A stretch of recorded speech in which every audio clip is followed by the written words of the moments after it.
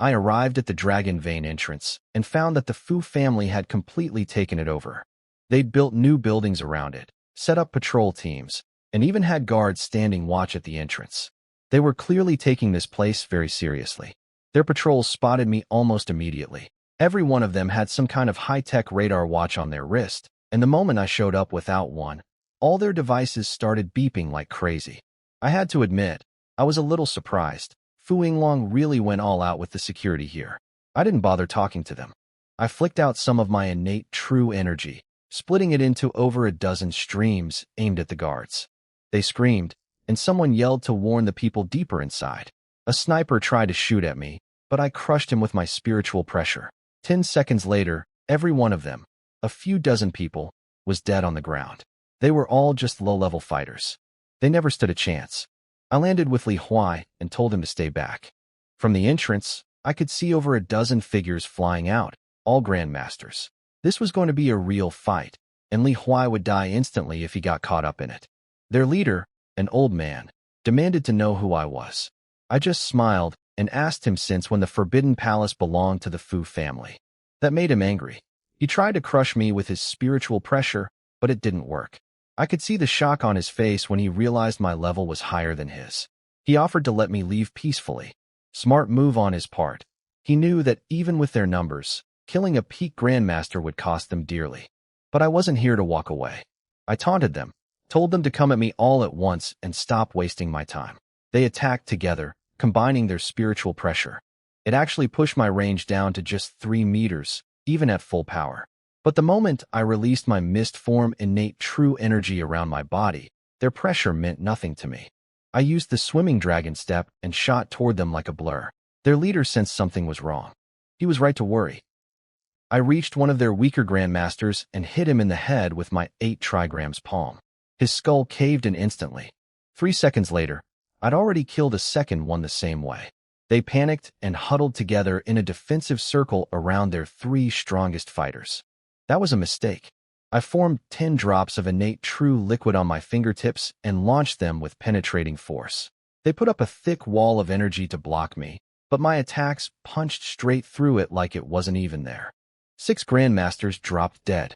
4 others dodged the kill shots, but were badly wounded, basically useless now. Out of their original group, only 5 could still fight. 3 mid-level grandmasters, 1 low-level, and 1 beginner. Finishing them off was just a matter of time. The 3 remaining mid-level grandmasters realized how bad things had gotten for them. Over the past 10 years, the Fu family had built up about 20 grandmasters using the dragon energy, and I'd just killed half of them. They started arguing among themselves about who should go deeper into the dragon vein to wake up their elders. Each one wanted to be the one to leave. Really, they just wanted to escape. Finally, one of them said they should all go together since none of them could fight me anyway. They turned and ran toward the entrance. I didn't chase them. Instead, I looked at the remaining Fu family fighters, 2 who could still move and 4 who were badly hurt on the ground.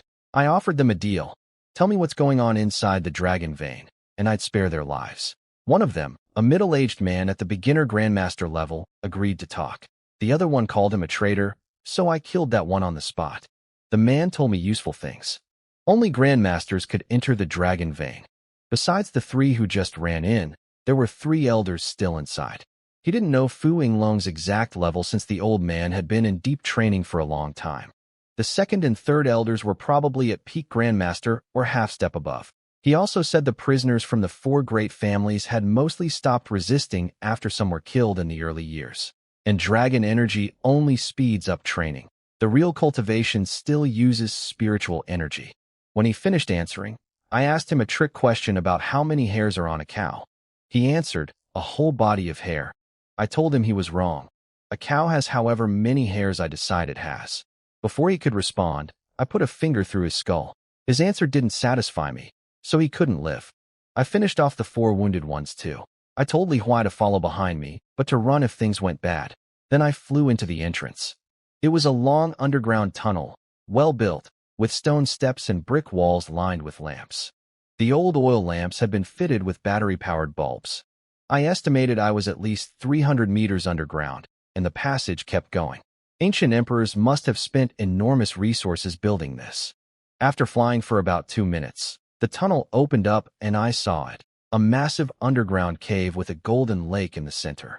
9 jade dragon heads lined the edges, each breathing out golden mist that condensed into droplets falling into the lake. So this was where all the dragon veins of the world came together.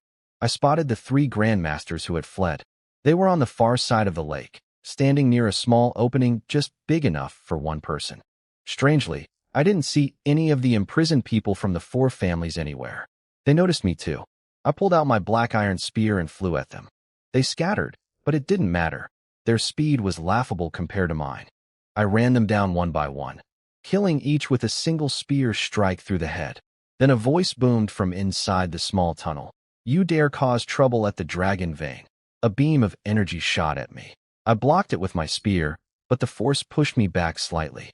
For a moment, I thought it was condensed innate true liquid, meaning they were at my level. But I quickly realized it was just dense mist form energy. If it had been true liquid, I would have been knocked back much farther. These 2 were half-step into the condensation realm. Strong, but not quite there yet. 2 figures emerged from the opening. The last surviving grandmaster, Fu Qianyue, ran to them crying about how I'd killed everyone. The second elder was furious that 20-plus grandmasters couldn't stop one person. The third elder studied me carefully. He asked if I was from the beast-taming sect, saying there was a 200-year agreement that their sect wouldn't invade Blue Star, and only 120 years had passed. He warned me that their elders would punish me for breaking the pact. When the third elder mentioned the beast-taming sect and a 200-year agreement, I was confused. I had no idea what he was talking about. He noticed my reaction and realized I wasn't from that sect. He asked if I came from somewhere else in the spirit world. That's when things clicked for me. I'd heard about the spirit world once before from Master Bison. Apparently, you can go there after reaching the Martial Gallbladder realm. The elder had said Blue Star Federation had a treaty with the beast-taming sect, preventing them from invading for 200 years. That meant the sect could travel between the spirit world and Blue Star. The only connection I could think of was the Rift world, where all those demon beasts lived. It made sense. The beast-taming sect controls beasts. The Rift world is full of beasts. The Rift world must be their territory. I told him I wasn't from any spirit world. I was born right here on Blue Star. My name is Yi Wudao, from the Yi family. The third elder narrowed his eyes. He figured I had to be from a branch family since I was only about 20, meaning I would have been a toddler when Fu Yinglong wiped out the 4 great families. He said I was talented enough to make history and asked why I'd risk my life for the main family's grudge. I smiled and told him he was wrong to assume I was from a branch family. I wasn't here to avenge the 4 families. I was here for my mother. After the Fu family destroyed the 4 families, they hunted down everyone connected to them. That hunt separated me from my mother for 13 years, and she nearly died. I had to settle that debt. He asked who my mother was. I told him it didn't matter. I was here for one reason: to kill every last member of the Fu family. He laughed and called me a frog in a well, saying I was foolish to think being half-step above Grandmaster made me invincible. I pointed my spear at him and said he'd find out soon enough whether I was a frog or not. The second elder lost patience and told the third to stop talking. Just kill me, then dig up my entire family tree and wipe them all out. They both flew up and hit me with their combined spiritual pressure. I almost laughed. Their combined force was weaker than those 20-plus grandmasters from before. I could even push back against them. The second elder realized it immediately. I wasn't just half-step above grandmaster. I was at the condensation realm. I was curious that they knew about the condensation realm but had been calling it above grandmaster this whole time. Were they hiding the truth or just pretending? I charged at them with my spear. Fighting 2 half-step fighters was much easier than fighting 20 grandmasters. I could suppress both of them with my spiritual pressure and mess with one of them at key moments. I used the swimming dragon step and appeared behind the third elder. The second elder shouted a warning, and the third elder swung his big saber behind him. But a saber against a spear? I drove my spear straight through his chest. I pulled it out and told him his master should have taught him that longer weapons have the advantage. He clutched his wound, stared at me with bitter frustration, and fell into the golden lake below. The second elder saw how easily I killed his brother and tried to fly into the small tunnel to escape. I was faster. I blocked the entrance before he could reach it. He backed away with his sword raised. I used the swimming dragon step again, leaving after images. He turned and stabbed at where he thought I went, but I was actually behind him. I'd combined the swimming dragon step with the phantom step, and he couldn't tell which image was real. My spear went through his chest too. He looked down in disbelief, then fell into the golden lake. I turned to Fu Qianyue, who was shaking with fear, and told him only Fu Yinglong was left. Before he could go fetch him, I felt an incredibly powerful energy pulse from inside the tunnel. It wasn't like normal innate energy. It was wild, violent, and restless. It felt like a beast. Fu Qianyue started backing away. He knew Fu Yinglong was coming, and an enraged Fu Yinglong might kill even him. A roar echoed from deep inside the tunnel. It sounded more animal than human. Then the walls around the opening exploded, and a golden figure burst out. "Boy, you dare kill so many of my people." His voice was deep and strange, more like a beast growling in human words. When I got a good look at him, I understood why. Fu Yinglong's skin was covered in golden scales, like a fish or a reptile. And on top of his head, 2 small bumps were forming, the beginnings of horns, already starting to fork. He had turned himself into some kind of dragon-human hybrid. He still had a human shape, but he barely looked human anymore. The energy coming off him was exactly like the demon beasts I'd fought in the Rift world, wild, violent, and savage. I knew that feeling very well. Fu Yinglong stared at me with those creepy eyes, vertical slit pupils like a snake, with golden-tinted whites. He said I was from the Yi family, and that not killing me back then was his mistake. I asked him straight up whether he was human or a monster now. He laughed and got offended, saying he wasn't some lowly beast. He was a noble divine dragon with awakened dragon bloodline, and he was going to lead the Fu family to dominate the world. I almost rolled my eyes. Dominate the world? Master Bison alone could crush him. Fu Yinglong's aura was intimidating, sure, but it didn't give me that feeling of certain death like when I met Bison under Green Dragon Mountain. He attacked without warning, turning into a golden streak of light. He was fast, faster than my light smoke step, and he wasn't even using any technique, just raw power and physical strength. He used something called Dragon Claw Hand, coating his hands in thick golden energy shaped like dragon claws. I met him head-on, driving my spear into his palm. The clash sent me flying back over a dozen meters while he barely moved. That told me everything I needed to know. We were at similar cultivation levels, but his body was far stronger. My strength was around 3 million kilograms. His was at least 5 million. He blocked my black iron spear with his bare hand, and those scales on his skin were incredibly tough.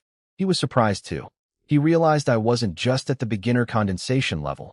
I was much higher. He demanded I hand over my cultivation technique in exchange for my life. I told him he'd have to earn it. He bragged that even though his cultivation was only beginner condensation, he'd spent 18 years tempering his body with dragon energy, making it as strong as someone at the martial golden core realm. He said even a peak condensation fighter couldn't beat him. I hit him with my triple-layered penetrating force next. My spear slammed into his forearm. The impact shook my hands numb, but the penetrating force did get through to his body even though it didn't break his scales. They just turned white for a moment. He noticed my penetrating technique was different from anything he'd seen before. He was right. Normal double penetrating force wouldn't have affected his body at all given the strength gap between us. I told him his tough body didn't matter. His actual cultivation was only beginner condensation. He'd forced his way there with dragon energy. Besides his physical advantage, he had nothing. As long as I had enough innate true liquid, he'd die eventually. Penetrating force damages internal organs, and you need innate energy to resist it. I had more energy reserves than him. But then he laughed and reminded me where we were. He waved his hand, and golden mist rose from the lake below. He sucked it into his body, and I watched in horror as the white mark I'd left on his scales slowly turned golden again. He was healing himself. That massive golden lake had far more energy than everything stored in my core. If he could keep absorbing dragon energy, I'd lose a war of endurance. I started backing up. I needed to fight him outside this underground space, cut him off from the dragon energy. Otherwise my attacks would be useless no matter how many times I hit him. Fu Yinglong saw me retreating and threatened me. He said if I took one more step back, he'd kill all the Yi family prisoners. And after he got out, He'd track down everyone connected to me and kill them all. I smiled and called his bluff. I told him he could kill every last prisoner from the 4 families for all I cared. I came here to avenge my mother, not them. As for threatening my people outside, he'd have to actually get out first. I just needed to block the tunnel entrance and cut off his dragon energy supply. Then we'd see how tough he really was. That got to him. He knew I was right. Without the dragon energy healing him, his lower cultivation level would be a fatal weakness. My spear would tear him apart in a few hits. If I blocked the tunnel, he might be able to force his way out, but I'd chase him down before he could do anything. He narrowed his eyes and said he'd start killing the prisoners right now. He flew toward the small tunnel entrance, then paused to look back at me, but I was already gone. He muttered to himself, wondering if I truly didn't care about the prisoners or if I was playing mind games with him. I hid in the tunnel, gambling that Fu Yinglong wouldn't actually kill the prisoners. He needed the 4 families to extract dragon energy for him. The Yi family alone made up 30% of his extraction workforce. Killing them would be like cutting off his own arm, especially since the prisoners weren't having children anymore. Everyone he killed was gone forever. My gamble paid off. He stood at the tunnel entrance, but didn't go in. Then he got clever. He shouted that based on my age, my father had to be between 40 and 50 years old. He only needed to kill the 30-some prisoners in that age range to guarantee my father was dead. He started counting down from 3. That hit me hard. My father Yi Jinhua was 39, just barely outside his estimate, but close enough that Fu Yinglong would probably kill him anyway with a better safe than sorry approach. I didn't even know if my father was still alive, but I'd promised my mother I'd bring him back if he was. I didn't have any feelings for this man I'd never met, but bringing him home would make my mother happy. I was torn. Should I risk my life fighting Fu Yinglong head-on for a father I'd never known? Then I heard a scream. Fu Yinglong's scream. I crept to the tunnel opening and saw something incredible. Blood was seeping out from beneath his golden scales. Then the scales started falling off his body, one by one, clattering to the ground. He collapsed, rolling around in agony. He was shedding his skin, like a snake. Maybe dragons shed too. Legend says snakes evolve into pythons, then into serpents, then into flood dragons, and finally true dragons. This was my chance. Without those scales, my triple penetrating force could get through. He was writhing on the ground with no ability to fight back. I flew up silently above him and gathered over 30 drops of innate true liquid on my spear tip, half of everything I had left. I launched them all at once with triple penetrating force. He sensed the danger and opened his eyes, but the pain made him too slow. He threw up a wall of mist energy to block, but my true liquid punched straight through it. All 30-plus drops slammed into his unprotected body. Without the scales, his flesh couldn't stop them. He coughed up blood mixed with pieces of his own organs. I dove at him with my spear. He jumped into the golden lake to heal. I changed course midair and stabbed him before he could submerge, driving him down to the lake bottom with my 4-meter spear. Then I flipped him out of the water before the dragon energy could repair him. He crashed onto the ground. Even with a hole through his chest near his heart, this monster stood back up. His body was unbelievably tough. Any normal grandmaster would be dead 10 times over. He started pulling dragon energy from the lake again to heal himself. I couldn't let that happen. I formed another 30 drops of true liquid, launched them with triple penetrating force, and charged at him, this time aiming for his head. The liquid hit him first, then I followed right behind, driving my spear point straight into the center of his forehead. The impact pinned him against the cave wall. His skull was so hard it didn't shatter, but my spear tip sank into the bone. Just to be sure, I pulled out a sword and cut across his throat. His body slid slowly down the wall. I let out a long breath. But then a golden dragon-shaped mist floated out of his corpse. It hovered above his head, almost like it was studying me. Fu Yinglong's voice echoed in my mind. Boy, just you wait. When I return as a true dragon, that will be the day you die. Then the golden dragon dove into the lake and vanished. I stared at the golden lake, knowing Fu Yinglong wasn't truly dead. He'd become something like Master Baisan. His spirit escaped even after his body was destroyed. I searched the lake over and over with my spiritual sense, but couldn't find that little golden dragon anywhere. Eventually I gave up. I collapsed on the ground, completely drained. Every last drop of innate true liquid in my core was gone. After all that fighting, All I managed to do was destroy his physical body. He turned into a golden mist dragon and disappeared. I thought my power at the advanced condensation realm made me unbeatable on Blue Star. What a joke. The first real opponent I met in the capital was this freak who'd spent 18 years toughening his body with dragon energy until it was nearly at the martial golden core level. If he hadn't started shedding his scales at that exact moment, I probably couldn't have beaten him. While recovering, I started thinking about the other two legendary masters. If they hadn't bothered fighting Fu Yinglong for the dragon vein, maybe they'd found their own ways to reach the condensation realm. Li Chenghua especially worried me.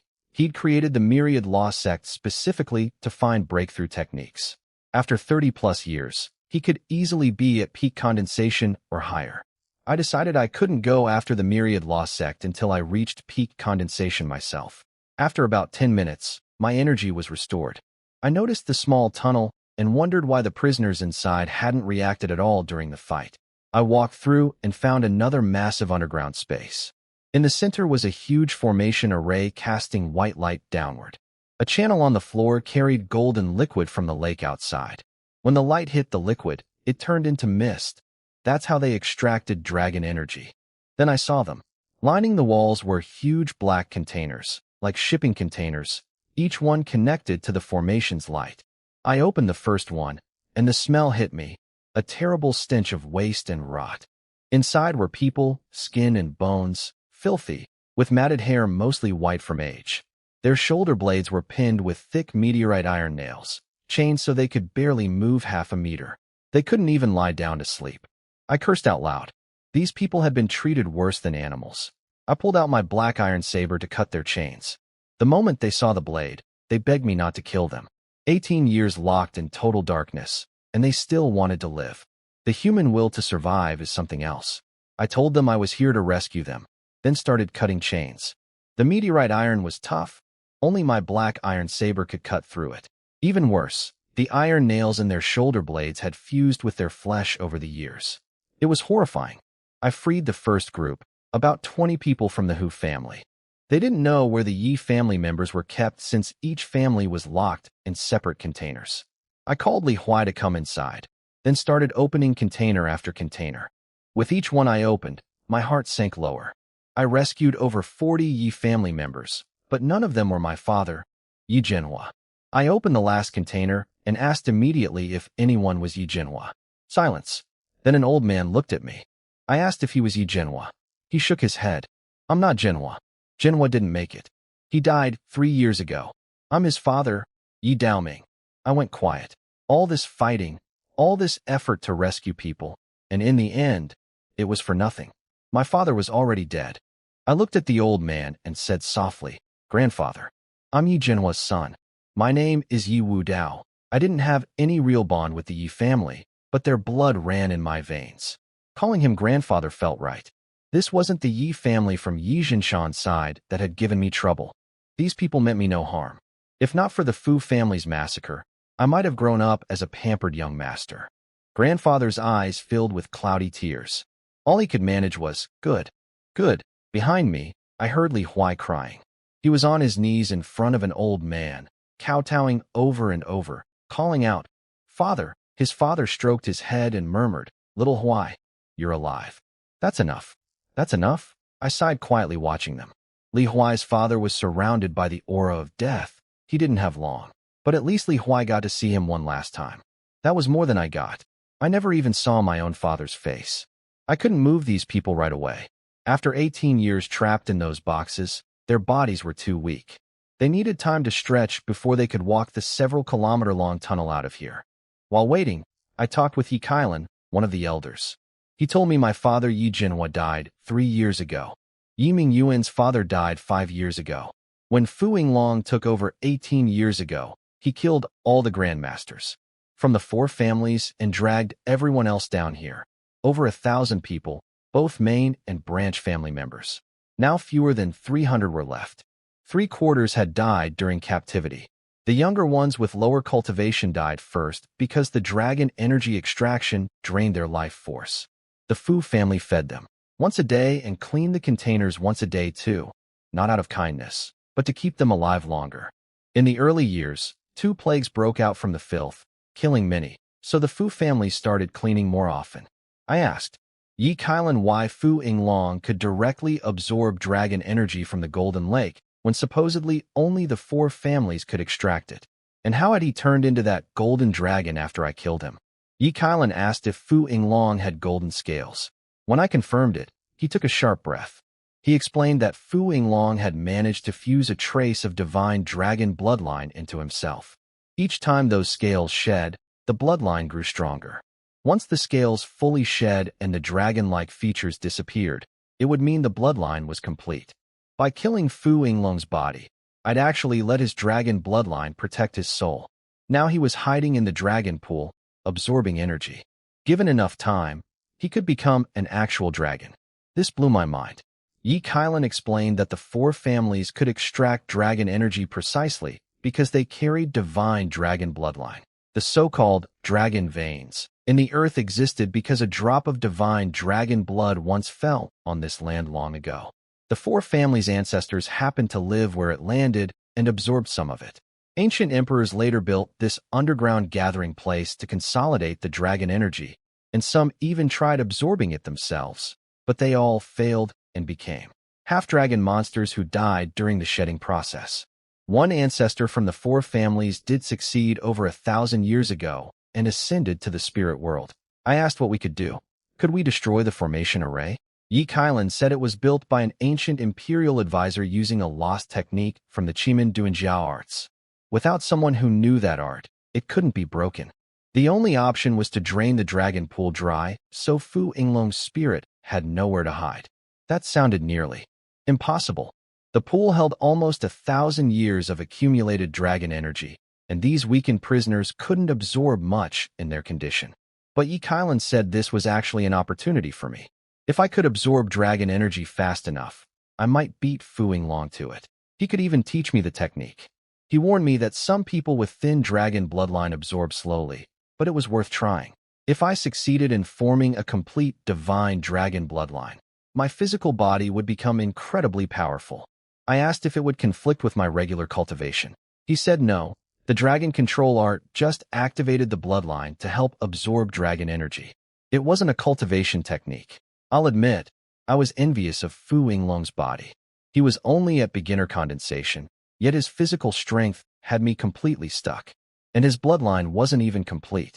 I just didn't want to end up looking like him, covered in scales with horns growing out of my head.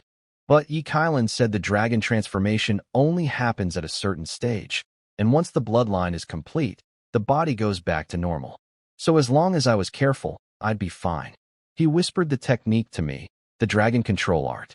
The moment he finished, my system confirmed I'd learned it. But strangely, there was no skill proficiency attached to it. I muttered skeptically, this dragon control art can't even train itself? Immediately, the system responded. The dragon control art felt challenged by my doubt and increased its absorption efficiency by 1 strand per minute. My eyes lit up. So this technique responded to motivation. Time for my specialty, the PUA method. Dragon control art, are you even trying? You can't even auto-train? Look at your seniors, they're embarrassed for you. Dragon control art. You're kind of slow, aren't you? Dragon control art, not bad. Keep pushing. I kept needling and encouraging the technique while practicing it. Within about 15 minutes, the absorption rate shot up to 640 strands per minute. Yi Kailan watched me with growing shock. At first, only a single strand of dragon energy drifted toward me. Then 2, 3. Within minutes, I was completely engulfed in dragon energy. It was pouring into my body like I was some kind of magnet. He said he'd never seen anyone absorb this much this fast. Normally people absorbed 1 or 2 strands at a time on a good day. The other rescued prisoners started watching too, arguing among themselves about whether this was normal. One of them pointed out that I absorbed more dragon energy in 1 second than he could in an entire day. Someone else said if I kept this up, I'd form a complete divine dragon bloodline soon, and the 4 families might finally have hope of revival.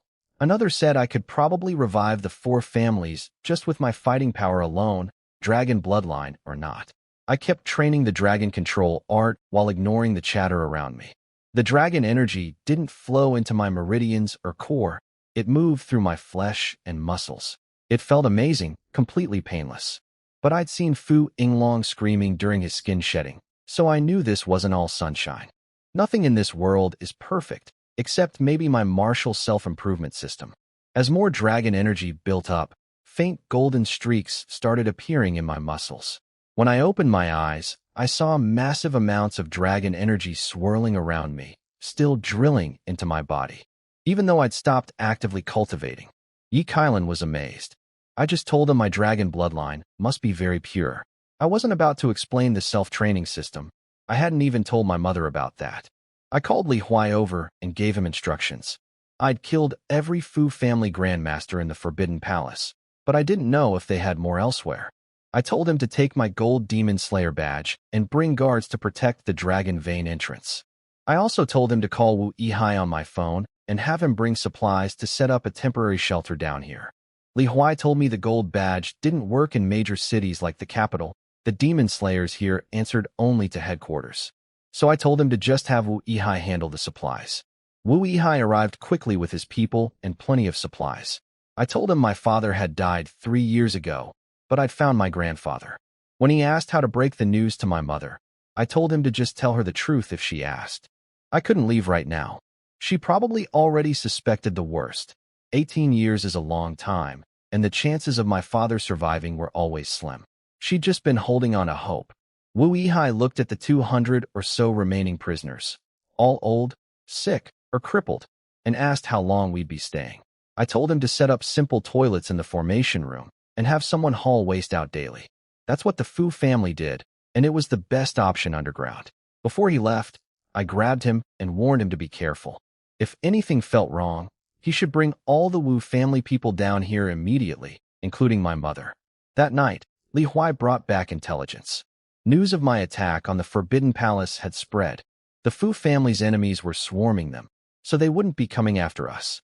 Some people were watching the palace entrance, clearly interested in the dragon vein, but nobody dared come inside yet. The capital looked calm on the surface, but underneath, things were churning. The next afternoon, Wu Yihai returned with concerning news. Someone had spotted the Wu family transporting supplies into the palace and wanted to meet me. That meant my identity had probably been investigated already. I acted fast. I told Wu Yihai to bring another load of supplies and then move everyone, all the Wu family members and my mother, down into the dragon vein. The capital was the power center of the Blue Star Federation, and the families here were all dangerous players. I understood exactly what was happening. These people saw I was young and wanted to test me. Nobody knew how I'd actually wiped out the Fu family's grandmasters. It could have been raw power, poison, or heavy weapons. My information was classified by the demon slayers, but powerful capital families could probably dig up pieces of it. And the dragon vein was an irresistible prize. The Fu family had used it to become the strongest family on Blue Star, producing over 20 grandmasters. Now some kid was sitting on it, and people were getting restless. I thought for a moment, then told Li Huai to spread the word that I was above grandmaster level. There was no point hiding anymore. If my identity was exposed, people would connect me to Master Qin Tianlong and the Azure Dragon Gang back in Sea City. If I didn't reveal my strength, my masters and the gang would become targets while I was stuck down here absorbing dragon energy, too far away to help. By putting out my real power level, I draw all the attention to the dragon vein and make anyone thinking about messing with. My people think twice. Nobody wants to provoke someone above the Grandmaster realm. That's a price no family can afford to pay. Li Huai understood my reasoning, even though I could tell he wasn't thrilled about it. He knew this would put enormous pressure on me. Once the martial world learned someone had reached a level beyond Grandmaster, everyone would come looking, wanting to test me, wanting my cultivation technique. The trouble would never stop. But he nodded and said, "Understood." That evening, Wu Yihai moved all the Wu family members down to the dragon vein, including my mother. I could see she was in low spirits after hearing about my father. I didn't know what to say. This kind of grief is something a person has to work through on their own. At least I was still alive. If I'd been dead too and she'd gotten the news about my father, it would have destroyed her completely. The next morning, Li Huai came running in, out of breath and panicking. I told him to calm down and talk slowly. He said there were people outside, a lot of them. The entire sky above the Forbidden Palace was filled with Grandmaster-level fighters. Leading them were the 6 founders of the Demon Slayers organization. They wanted me to come out and hand over my technique for advancing beyond Grandmaster. I'd expected this, just not so soon. I asked Li Huai about Sea City. He said nobody had gone there. My announcement had worked. The Grandmasters were smart enough to know that attacking the Azure Dragon Gang or my masters would mean all-out war with me. They had families to protect. They just wanted my technique and preferred not to fight. Their tone had been polite, apparently. Good. At least they hadn't completely lost their heads over greed. I wrapped Li Huai in my spiritual energy, carried him up through the tunnel, and flew out. The sky was packed with people, every single one a Grandmaster. Not a single lower-level fighter. This wasn't their kind of party. They started buzzing the moment I appeared. Some couldn't believe how young I looked. Someone mentioned I was only 18, 7 days shy of 19. Others debated whether I was really above Grandmaster level or just bluffing. I looked at the 6 founders standing at the front. One of them, an old man in black robes named Song Liexiong, introduced himself. He said he was also a gold-ranked demon slayer, so technically we were colleagues. He wanted to discuss whether my claim of being above Grandmaster was real. I told him not to bother with the colleagues talk. The gold badge was just a convenience tool that turned out to be useless in the capital anyway. As for the dragon vein, I took it from the Fu family fair and square. Anyone who wanted it could try to take it from me openly. But if anyone tried tricks behind my back, I'd wipe out their entire clan. Some of the Grandmasters in the crowd couldn't even look at me when I said that. Those were the ones with ideas about the dragon vein. I told Song Liexiong not to worry about whether I was above Grandmaster. Fu Yinglong was above Grandmaster, and I killed him. I killed over 20 of the Fu family's Grandmasters. What did he think I was? He asked me directly if I had a condensation realm technique. I laughed, so they all knew about the condensation realm. I asked why they'd never made it public if they wanted to develop martial arts. He explained it was only mentioned in ancient texts, and without proof that someone had actually reached it, announcing it could do more harm than good. Martial artists who aim too high without foundation end up ruining themselves. That was fair enough. Then he laid it out plainly. The entire martial world was stuck at peak Grandmaster. Too many people had been trapped there for too long, building up frustration. If I had a technique to break through, he wanted me to share it for the good of Blue Star's martial arts community. He said I'd go down in history. I laughed. Go down in history sounds nice. But you're basically asking to get it for free. Don't I deserve something in return? He frowned and argued that I must have found the technique somewhere, meaning it belonged to the martial world already. They'd spent years building academies and sharing techniques. What more should they give? I waved my hand. No. I didn't find this technique anywhere. I created it myself. You've checked my background, right? I grew up in an orphanage and got thrown in prison at 18. Where exactly would I have stumbled onto a condensation realm technique? That shut him up. Everyone went quiet.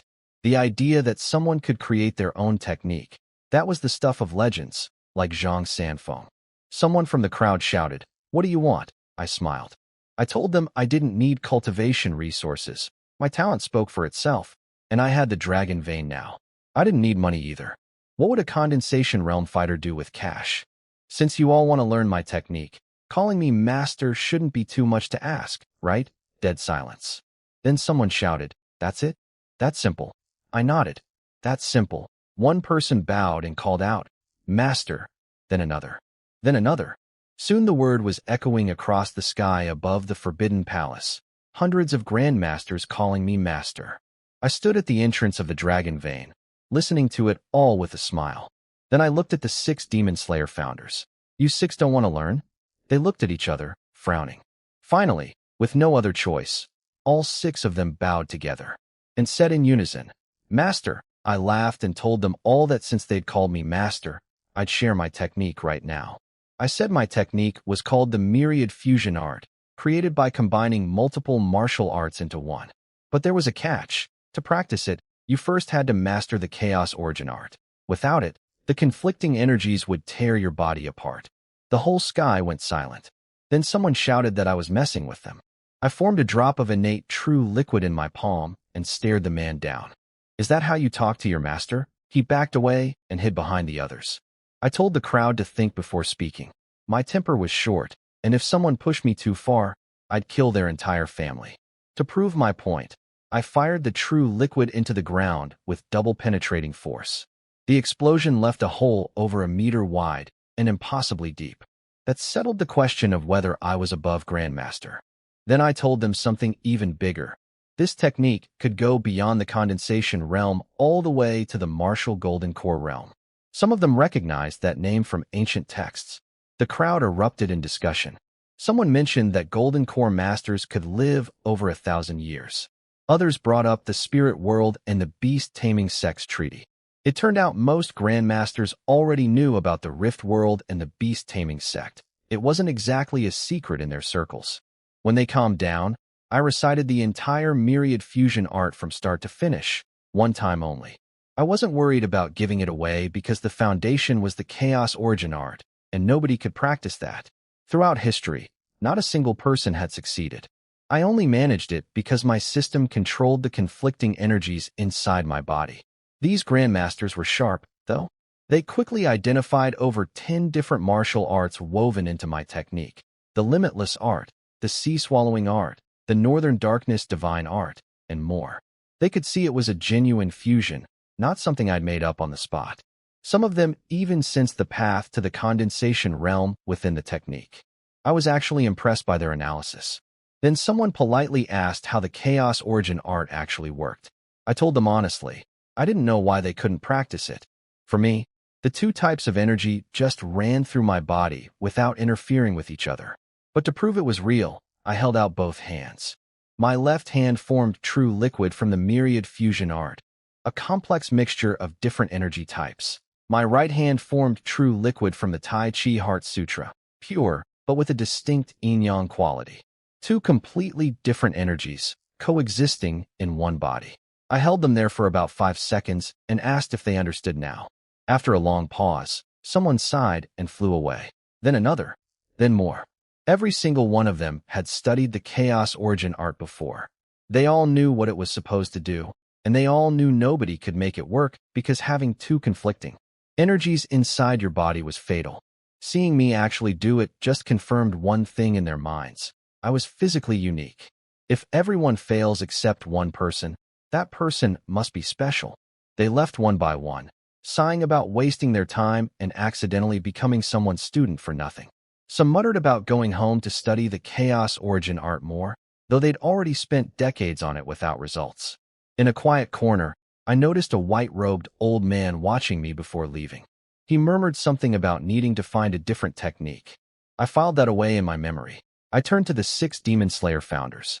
5 of them excused themselves, saying they needed to get back to guarding the rift. Song Liexiong stayed behind when I said I had some questions for him. Li Huai watched the whole thing in amazement.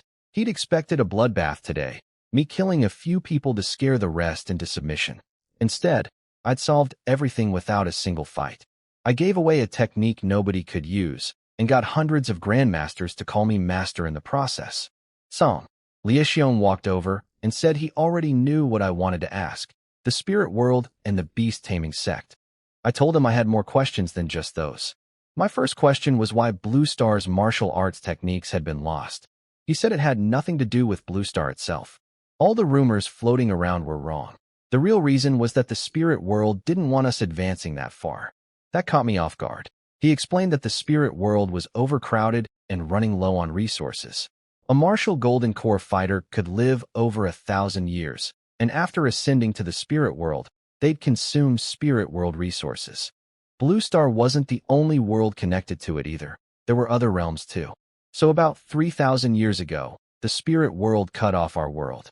They severed the connection, drained our spiritual energy, and sent people down to destroy every sect's cultivation manuals. That's the real reason our techniques were lost. It all came down to too many people fighting over too few resources. Then I asked about the beast-taming sect and the rift world.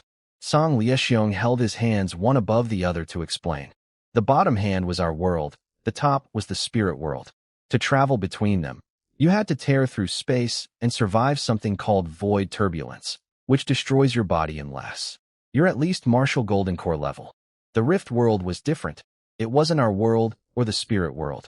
It was a pocket dimension, a separate space created by some ancient powerful being, floating through the void. Somehow, this pocket dimension crashed into our world and got stuck, creating a permanent connection. That's why the beast-taming sect could reach Blue Star through it, and why we could theoretically reach the spirit world the same way. He told me more about what happened over 100 years ago, when the spatial rift first appeared and spiritual energy started returning to Blue Star. 10 Grandmasters went to explore the Rift World's depths. The expedition was led by Du Yuan, one of the current 3 legendary masters. The 6 Demon Slayer founders, including Song Liexiong himself, were also part of the group. They ran into a small training squad from the beast-taming sect, just 4 disciples. 10 Grandmasters against 4 students, and they got destroyed. 2 died, 8 were wounded. They barely escaped back to Blue Star and immediately launched nuclear weapons. The nukes killed those 4 disciples, but then the sect sent an elder who tanked 3 nuclear strikes before retreating with heavy injuries. Blue Star gathered every large-scale weapon on the planet, preparing for all-out war. The beast-taming sect responded by sending their sect master, vice master, and grand elders, their full leadership. But they'd felt the power of the weapons and didn't dare attack directly. Instead, both sides negotiated. They signed a peace treaty, 200 years of non-aggression. But the key detail was what happened after those 200 years. The sect couldn't send elder-level fighters or above, and Blue Star couldn't use nuclear weapons. It would be a war between ordinary sect disciples and Blue Star's martial artists. I asked why Blue Star would agree to such terrible terms. He laughed bitterly. They had no choice. The sect master and grand elders were completely unbothered by nuclear weapons. The nukes barely slowed the sect master down. Nuclear weapons only worked against elder-level fighters and below. However, the radiation damaged the foundations of weaker cultivators, and more importantly, the sect master mentioned that creating too much death would bring heavenly tribulation, which could kill even him. So the sect master didn't dare massacre Blue Star's population either. Now I understood the full picture. Both sides were afraid of each other. Blue Star feared the sect's top fighters who could ignore nukes and slaughter at will. The sect feared that mass killing would bring divine punishment. Neither side could afford to go all in, but the treaty favored the beast-taming sect. They knew Blue Star had lost its cultivation techniques. Even with 200 years to develop, we wouldn't produce fighters strong enough to match their disciples. Once the treaty expired, their disciples could openly invade and take Blue Star's resources. I looked at Song Liexiong and smiled. So you're gambling. You're betting that even after 200 years, the sect master still won't dare come to Blue Star and start killing. That way you can back out of the treaty and renegotiate. He smiled back. It's easy talking to smart people. That's exactly right. We know the treaty is just a piece of paper. What we need is time for Blue Star's martial arts to develop. That's why we created the Demon Slayers and the martial academies. Then he paused and added that the beast-taming sect probably knew Blue Star's strategy too. They were likely looking for ways to counter our nuclear weapons. If they figured it out, the treaty would end early. If they didn't, it could be renewed for another 200 years. Song Liexiong asked if I had more questions. I did. I wanted to know about the dragon vein's origins. He assumed the Yi family had already told me about the divine dragon's blood drop, but that wasn't what I meant. I wanted to know where that dragon came from, where it went, and how powerful something must be if a single drop of its blood created all this dragon energy. I also asked about the origins of martial arts and whether the gods from ancient myths were real cultivators. That stumped him. He said legends suggested that over 3,000 years ago, before the spirit world sealed the connection, divine dragons used to appear on Blue Star regularly. That's why our country's symbol is a dragon. He guessed the dragon came from the spirit world, but couldn't say how strong it was. As for ancient gods, he said some did exist, but they practiced immortal cultivation, not martial arts. The beast-taming sect's beast control was actually part of the immortal cultivation system. The world had more than just martial arts. There were other paths too.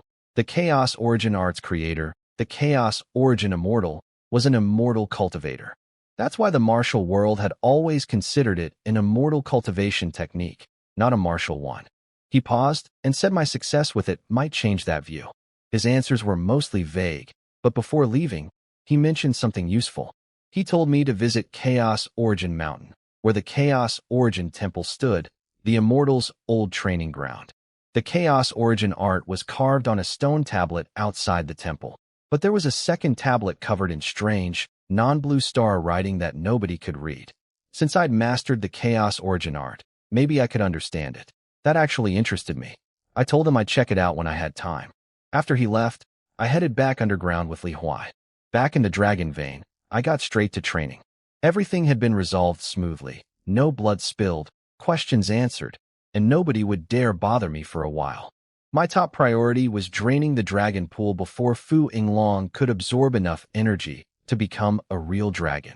The next day, Li Huai brought me his phone with news articles loaded up since there was no signal underground.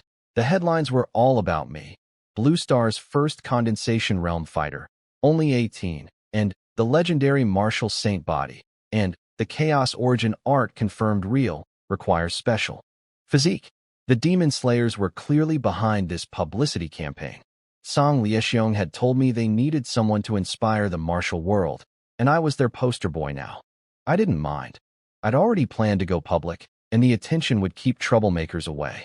I told Li Huai to contact the Demon Slayers about arranging housing for the 4 family survivors.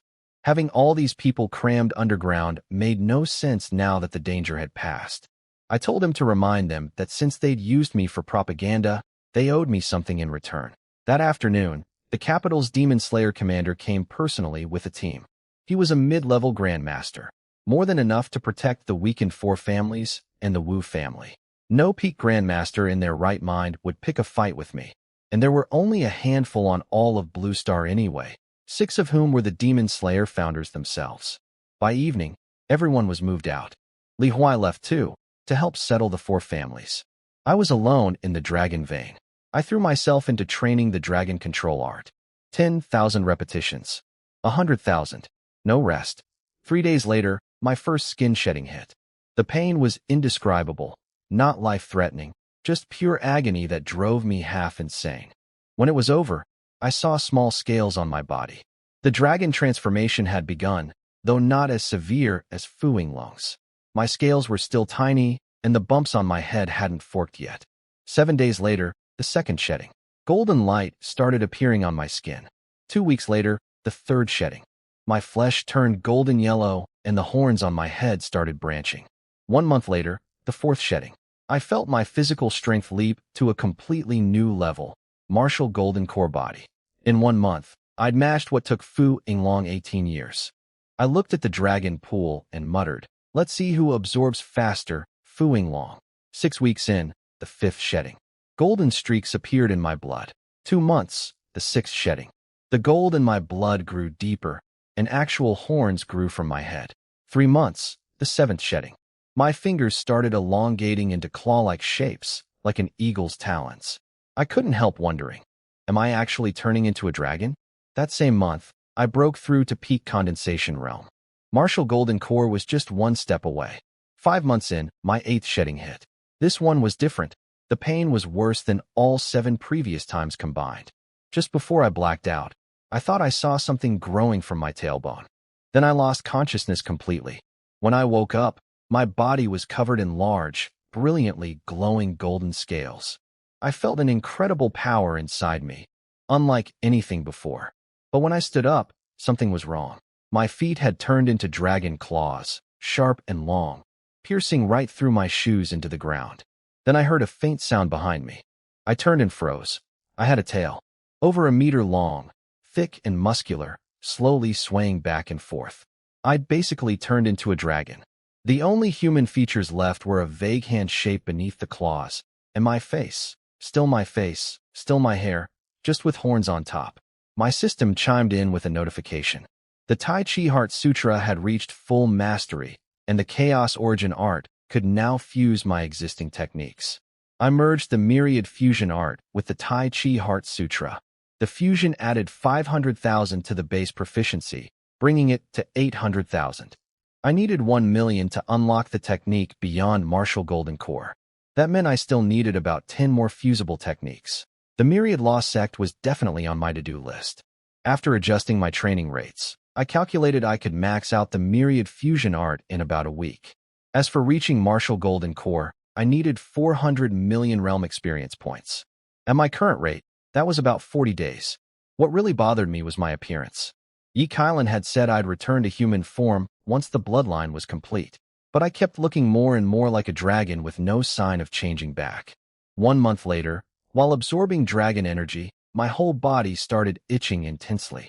I opened my eyes and watched something amazing happen. The scales weren't just falling off this time, they were sinking into my skin. As they disappeared, my normal human skin reappeared. The horns on my head shrank, the tail shortened, and my claws turned back into regular hands and feet. Then a burst of golden light exploded from my body and hit the cave wall. 3 system notifications appeared.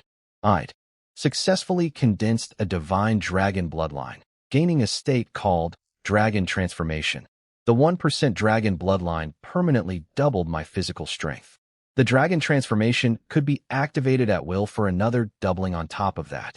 I ran the numbers. At peak condensation, my base physical strength was about 5 million kilograms. The bloodline doubled that to 10 million, officially entering martial golden core body level. Fu Yinglong's body had never truly reached that threshold. In dragon transformation mode, it would double again to 20 million, roughly equal to a beginner martial golden core fighter's full power. And this was only 1% bloodline. I couldn't imagine what higher percentages would do, let alone what the original divine dragon's body must have been like. I tested it. I said, dragon transformation, and watched the golden energy in my blood spread through my flesh. Scales emerged, horns grew back, claws extended, the tail returned, but this time with zero pain. It felt completely natural, like this was just another form my body could take. I said, disperse, and everything reversed, returning me to human form. I looked at the dragon pool. It was more than half empty now. The original drop of divine dragon blood could produce roughly 3 portions of bloodline power. The Yi family ancestor took 1, I took 1, and Fu Yinglong had absorbed about 1/3 of the last one. With all the extraction over the years, less than 1/5 remained. 1 more month and I'd drain it completely. Then Fu Yinglong would have nowhere to hide. 10 days later, while absorbing dragon energy, I felt it. The breakthrough to martial golden core was coming. The innate true liquid inside me started spinning, forming a vortex in my core, compressing tighter and tighter. The pressure felt like it would burst my core apart, but it held right at the edge. A tiny golden point of light appeared at the center. It started needle small, then grew to the size of a bean as it absorbed all my true liquid. Then boom. A deep resonance shook my entire body. A perfectly round golden pill materialized in my core, marble-sized, gleaming with soft golden light. Power surged from the golden pill through every meridian. My channels widened several times over. My bones cracked like thunder. Every muscle trembled. My blood boiled. This wasn't just getting stronger. It was an evolution of my entire life form. When everything settled, I opened my eyes and 2 beams of golden light shot out, punching finger-sized holes in the rock. While across from me, I gathered energy in my palm. Golden chi now, not the white innate energy from before. I shaped it into a golden flying blade with my spiritual power and launched it at the wall. It cut through solid rock like tofu, barely making a sound. Golden core chi could be molded into any shape and held that form even after leaving my body. Innate energy could only leave in its raw state. This was an entirely different level of power. I played around with my new golden core chi for a while. I could shape it into any weapon, swords, spears, daggers. I even formed it into a spear and found I could channel my triple penetrating force through it. That meant I'd never be unarmed again. I called out to Fu Yinglong one more time, telling him that even if he'd completed his dragon transformation, he couldn't beat me now. No answer. I stared at the tiny puddle of dragon energy left in the pool. A bad feeling crept over me. I decided to absorb every last drop to flush him out. 18 days later, the pool was completely dry. The formation still pulled traces of dragon energy from the earth, but after 1,000 years of extraction, there was almost nothing left, not even enough to form liquid. I scanned the entire underground space with my spiritual power over and over. Nothing. No trace of Fu Yinglong anywhere. I tried a trick, walked toward the exit, then shot back at full speed to catch him if he came out of hiding. Nothing. I tried it twice. Still nothing. My conclusion: he'd escaped, probably through the formation's connection to the Earth's dragon veins. I'd miscalculated. Before leaving, I used my golden core chi to slice chunks of rock from the walls and completely collapse the tunnel, sealing the entrance. The formation was still running and would slowly gather dragon energy again, maybe enough to refill a small pool in a few decades. I'd leave that for whoever came along next. For now, I just needed to make sure nobody could get in. Li Huai was waiting at the surface. I told him Fu Yinglong had gotten away. He noticed I looked different and asked about his meridians. He told me they'd healed 3 months ago, and he'd already trained back up to peak body tempering, close to breaking into the postnatal realm. I asked about his research on Li Changhua and the Myriad Law sect.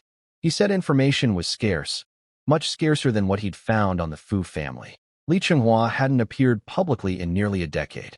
They couldn't even determine how many grandmasters the sect had. But he'd found one disturbing detail. The Myriad Law sect had been adopting young girls from orphanages for years. Rumors said Li Changhua was practicing something called the Yin-Yang Harmony Art, using those girls as cultivation vessels to boost his own power. The sect was called a demonic faction for good reason. I filed that away and told Li Huai we should head back. He updated me on everything while we flew. The 4 family survivors had mostly recovered physically, but 7 or 8 dozen had died after being unable to adjust to life outside. Only about 100 remained. The Wu family was stable. Wu Yihai was running things, and my mother had moved back to the Wu residence. She'd come out of her grief and was spending her time caring for my great-grandfather. The Azure Dragon Gang was now the top force in Sea City, and my disciple Wang Zijian had talent. He'd already reached postnatal entry level. Then Li Huai mentioned that my second master, Hu Lianfeng, had gone missing. That stopped me cold. He was supposed to be at Sea City's first prison. How could he go missing? Li Huai explained that Master Qin had sent word. They'd been hunting demon beasts near the canyon in the Rift World. Everyone was supposed to return at dawn, but Second Master never came back. Master Qin and the Sea City Demon Slayer commander went searching together. No body, no trace. They even checked the desert. He'd just vanished into thin air. The strangest part was the timing. People saw him during the first half of the night, but by the second half, nobody could remember noticing him. There'd also been an earthquake near the canyon that night, creating a small crack in a nearby mountain. Master Qin checked it, but the crack was too narrow for an adult and too far from where Second Master would have been. I told Li Huai I'd go back and investigate when I had time. We arrived at the Wu family compound. I went straight to see my mother. She was in good spirits, chatting happily and pulling me around. She seemed to have moved past my father's death, though I caught a flicker of sadness whenever his name came up. I sat down to eat the meal she'd cooked for me, feeling warm inside. Then a loud, arrogant voice boomed from above the compound. "Is Yi Wu Dao here? My sect master invites you for a visit." My eyebrows drew together. I looked at my mother's worried face, patted her hand, and told her to wait inside. I walked outside and looked up. The Wu family members were already pouring out of their rooms, buzzing with talk.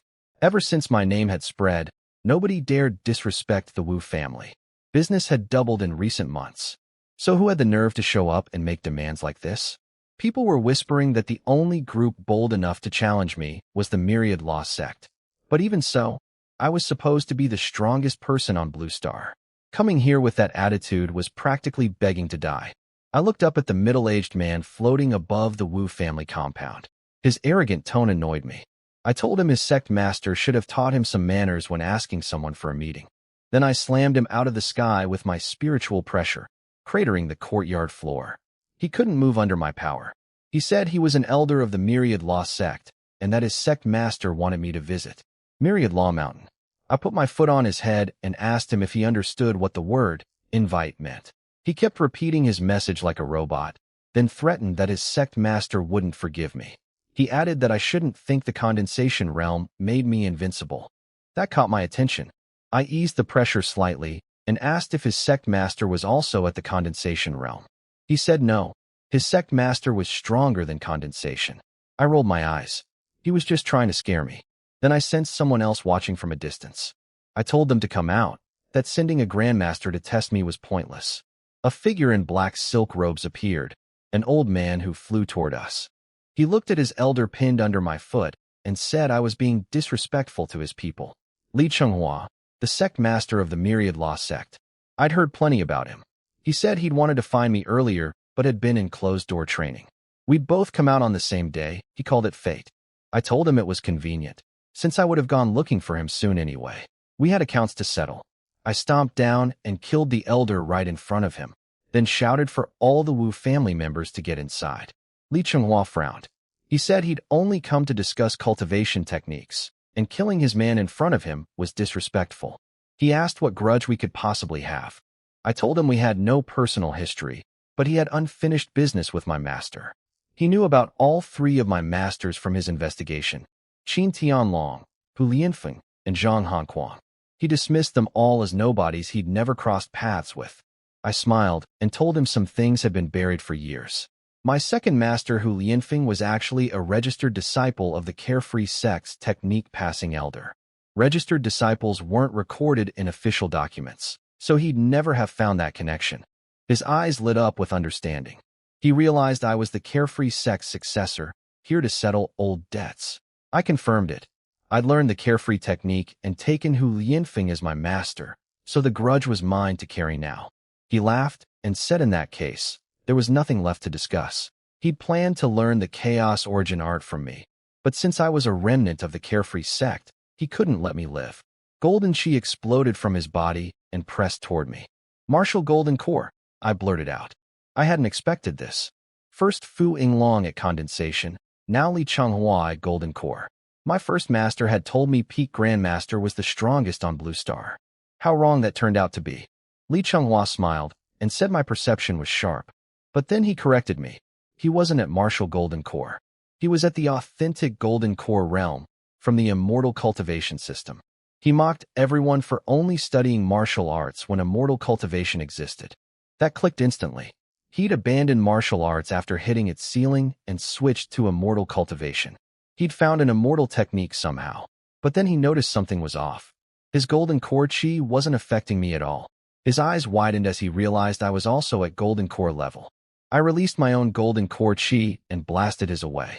I told him his talent was genuinely impressive, reaching Grandmaster through martial arts, then switching to immortal cultivation and reaching golden core when all techniques had been destroyed. Under different circumstances, he could have been a legendary genius. Then I started walking toward him, pressing forward step by step. I asked where he'd found an immortal cultivation technique when the spirit world had supposedly destroyed everything. And if he was already at golden core, why bother coming to learn the chaos origin art from me? Also, his golden core chi felt weak. Was immortal cultivation naturally weaker, or was his golden core fake? That last question hit the mark. He started backing away. He knew he wasn't truly at the golden core realm. He was at what they called the false core stage. That's why he'd come looking for the chaos origin art in the first place. The moment I deflected his chi, he knew he couldn't beat me. Then he turned and ran. Just like that, full speed, no hesitation. I'd expected at least a fight. Instead, the sect master of the Myriad Law sect just bolted. I snorted and chased after him. He couldn't outrun me. Behind us at the Wu compound, people poured back outside, buzzing with shock. They couldn't believe I was at martial golden core, the legendary, land immortal, realm. They'd also heard Li Chunghua was at golden core. Some worried about what would happen if I lost, but others pointed out he'd turned and run the instant he realized my power was real. Next door, Yi Kailan watched my golden streak disappear into the sky and murmured something I couldn't hear, martial golden core. Then perhaps he can enter the dragon's fall and search for the divine dragon's remains. I chased Li Chunghua at full speed, but couldn't quite close the gap. His golden core chi was clearly weaker than mine, yet his movement technique was faster than my light smoke step. The Myriad Law sect had spent years stealing techniques from everyone, and apparently they'd grabbed some good ones. 2 minutes into the chase, we reached a towering mountain with a cluster of buildings at the summit, the Myriad Law sect's headquarters. He'd led me straight to his home turf. Li Chunghua shouted a name. Li Han, an old man, rushed out of the main hall carrying a formation disc. Within seconds, the man activated it. A white dome of light rose up and covered the entire mountaintop like an upside-down bowl. I tried to stop, but I was already inside. Li Chunghua grabbed the disc and changed the hand seals. Black mist appeared across the dome and condensed into countless black swords. He pointed at me, and they all came flying. I flicked out golden core chi shaped into golden throwing knives. The sky above the sect erupted with the sound of metal clashing against metal. I shattered his black swords, but new ones kept forming from the mist. It was endless. I realized the problem. This formation, the Black Phantom Sword Array, drew power from the natural energy of heaven and earth. Li Chenghua was just directing it with the disc, spending nothing. I was burning through my own golden core chi to fight back. In a war of attrition, I'd lose. I needed to either break the formation or kill the person controlling it. Since I knew nothing about formations, I chose the second option and dove straight at Li Chenghua. He shifted the hand seals, and hundreds of black swords formed a wall between us. I shaped my chi into a massive golden blade and launched it with triple penetrating force. It smashed through dozens of swords, but only lasted 3 seconds before the sheer volume overwhelmed it. Li Chenghua laughed. He taunted me, saying his black mist was infinite, and asked what I could possibly do against it. I smiled back. Don't think having a formation makes you invincible. More swords came, over 100 this time. I knew if I didn't play my trump card, I'd be ground down and killed here. Dragon transformation, golden scales emerged across my body. The power that surged through me was explosive. I clenched my right fist and punched straight at the incoming swords. One sword hit my arm and left a white scratch on my scales, but the sword itself shattered on impact. Li Chenghua stumbled backward. Divine Dragon Bloodline. You absorbed the dragon energy too, just like Fu Yinglong. He was right to be scared.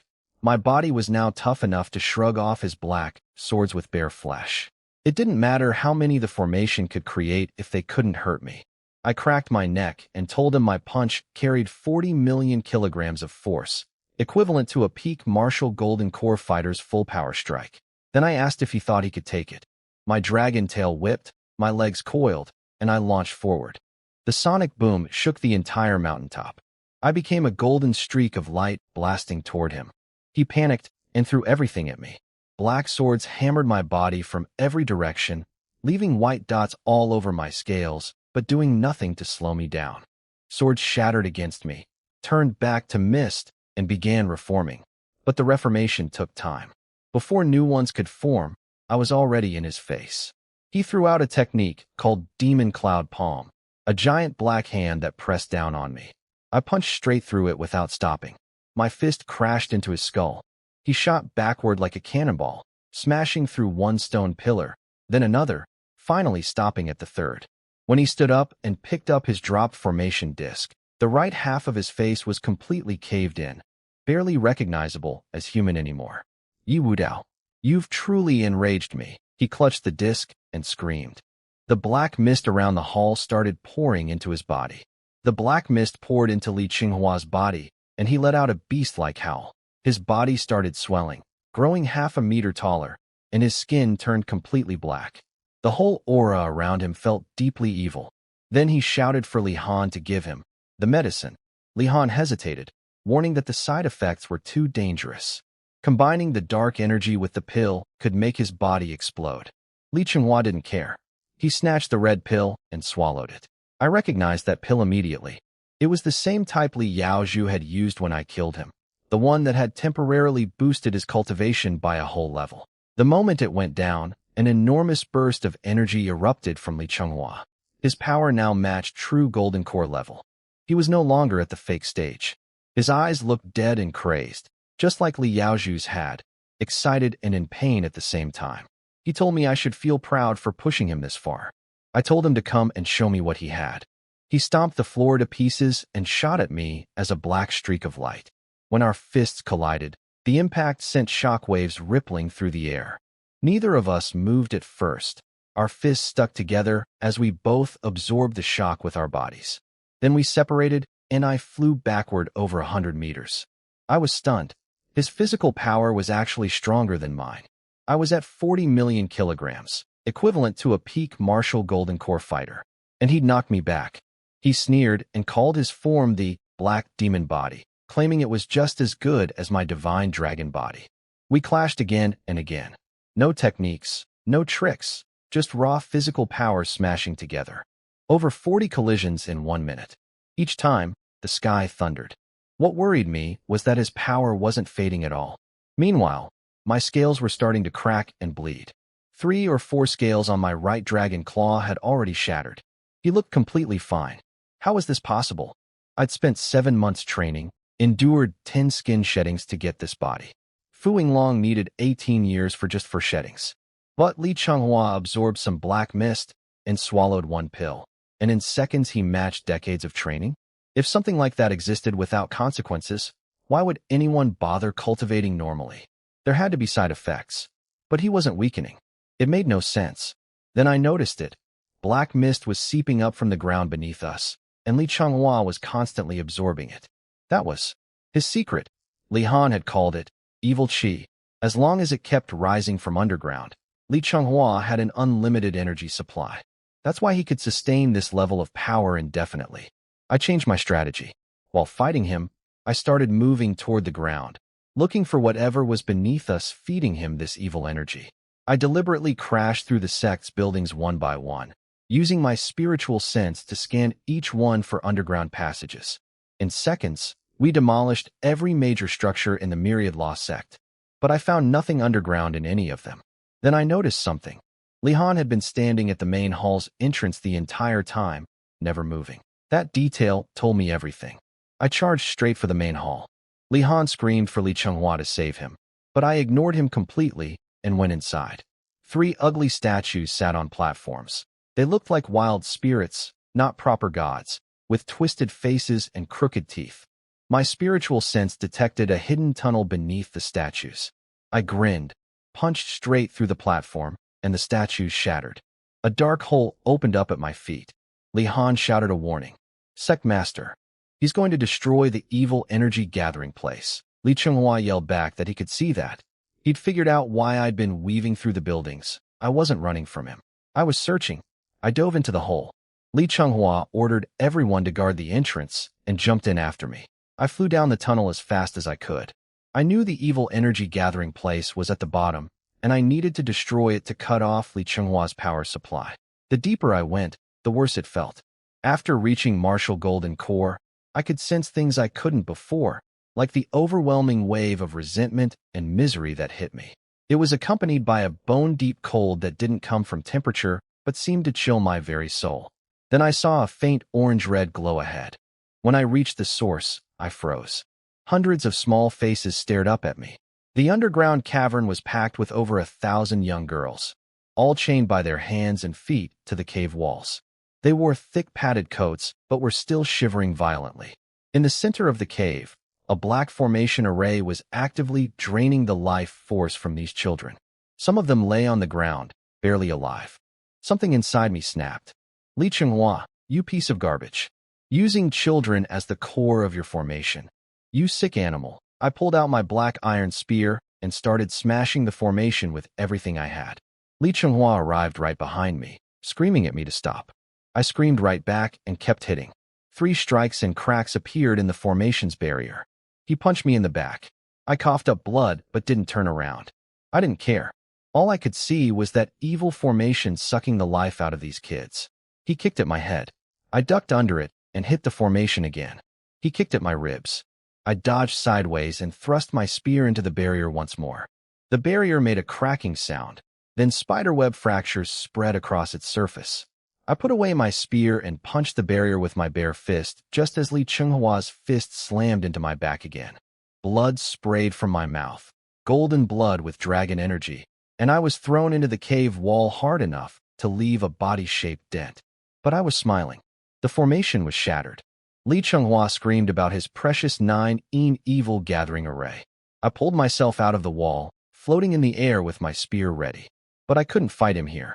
At our power level, 10 exchanges would collapse the entire cave and bury 1,000 children alive. I turned and flew back up the tunnel, deliberately drawing him away. He chased me, shouting for me to stop running. I burst out of the main hall and got as far from the building as possible. Looking down, I noticed the black mist had stopped seeping from the ground. Just as I guessed, the mist came from the formation draining those girls' life force. My rage burned even hotter. I confronted him. People said he practiced the yin-yang harmony art and bought orphan girls. I'd assumed the worst, but this was beyond anything I'd imagined. He wasn't cultivating immortality. He was practicing demonic arts, feeding on children's lives. He laughed in my face. He called all ordinary humans ants and said their sacrifice to make him stronger was justified. He claimed he was destined to become the Black Demon God and defeat the beast-taming sect to save Blue Star. His children had all died years ago, so why should other people's children get to live? He was completely insane. I pointed my spear at him and swore I'd slaughter every last person in the Myriad Law sect today. Li Chenghua wasn't worried. He'd hit me twice, and I'd coughed blood both times. He thought he could finish me even without the evil energy boost. He was dead wrong. The moment I brought my spear into play, everything changed. My Tyrant Spear technique at full mastery locked down every move he tried. He couldn't attack, couldn't counter. I was crushing him with pure martial skill. Every hit drove more black energy out of his body, and as it drained away, his body started shrinking back to normal. The pill's effect was fading too, dropping him back to his fake golden core level. He'd thought he could beat me without the evil energy. Now he realized how badly he'd miscalculated. Without it, he was helpless against my weapon techniques. He started begging. Stop. I was wrong. Spare me. But with his enhanced body gone, he couldn't even dodge my attacks in dragon transformation mode. I found my opening and drove my spear straight through his skull. His followers saw him die and panicked, trying to flee. But the dome barrier from earlier was still up. The same formation that had trapped me was now their prison. I picked up the formation disc Li Chenghua had dropped and hunted them down. Every one of them had helped him commit these atrocities. None of them deserved mercy. In minutes, I was the only living person left in the Myriad Law sect. I reached for my phone to call Li Huai about rescuing the children. As I pulled it from my storage ring, my hand brushed against the formation disc in my coat. I suddenly turned and looked toward the main hall. Where was Li Han? The old man who'd been standing at the entrance the entire time. He was gone. I stared at the dark tunnel entrance and felt a terrible premonition. I shot toward it at full speed. When I reached the underground cave, Li Han was already waiting with a smile on his face. He gave me two choices: kill him and all the children die with him, or let him go and the children survive. I looked at the detonator in his hand and the explosives packed around the cave walls. He told me not to bother trying to use spiritual pressure. He could freeze his body, but not his spirit form. To prove his point, he pressed the button and set off a small charge in one corner. The blast was minor, but the children screamed and rocks fell from the ceiling. He was serious. I asked what he really was. He laughed and said he was just a spirit body. Destroying his physical form meant nothing to him. He'd simply find another body to possess. He only offered me the choice because finding new hosts was inconvenient. Then black mist rose from his body and formed a four-armed, fanged humanoid figure above his head. It looked exactly like Master Bison's spirit form. I asked about the connection. Turns out Li Han was the vice leader of the 10,000 Demon Sect, Bison's organization. He said the sect had been destroyed long ago, but its reputation clearly lived on. He confirmed he'd taught Li Chenghua some demonic techniques, like the Demon Cloud Palm and the Black Phantom Sword Array, but denied teaching him the evil life-draining formation. Li Chenghua had found that 9 evil gathering array himself in the ruins of the Pleasure Sect's underground palace. Li Han said even the demon sect wasn't stupid enough to practice techniques that destroyed your own foundation. He told me he'd once been at peak martial golden core, just one step from the martial gallbladder realm. Zhang Sanfeng himself had shattered his body with a single palm strike, severely damaging his soul. After all these years, his spirit was nearly fading, so he'd possessed this weak body out of desperation. His plan had been to wait for Li Chenghua to reach true golden core, then rescue Bison, and together they'd take over the world. But Li Chenghua turned out to be useless. Decades of absorbing evil energy, and he'd only reached fake golden core. While he talked, I was secretly using my spiritual power to control my phone in my pocket, texting Li Huai to bring electromagnetic pulse equipment. I knew these detonators used electronic signals. Flood the cave with interference, and the trigger would be useless. Li Han grew impatient and demanded I choose. I stepped aside and told him to go. He walked past me into the tunnel, and I followed. He wasn't worried about me being behind him. His detonator had a range of several kilometers. At the main hall, he turned and told me to hand over the Black Phantom Sword Array disc so he could open the barrier and leave. I hesitated but gave it to him. He had me completely trapped as long as those children were at risk. He took the disc with a smug smile, saying we'd meet again someday. He started forming hand seals to open the barrier, not even bothering to watch his back. Then my phone buzzed. Li Huai's message. The demon slayers had the electromagnetic pulse ready and could fire it any time. He warned me the energy burst would be strong. I texted back to fire immediately. Before Li Han could leave, I asked him one more question, whether the 10,000 Demon sect was an immortal cultivation sect, not a martial one. He answered while walking away. At their level, whether you called it immortal, martial, or Buddhist cultivation didn't matter.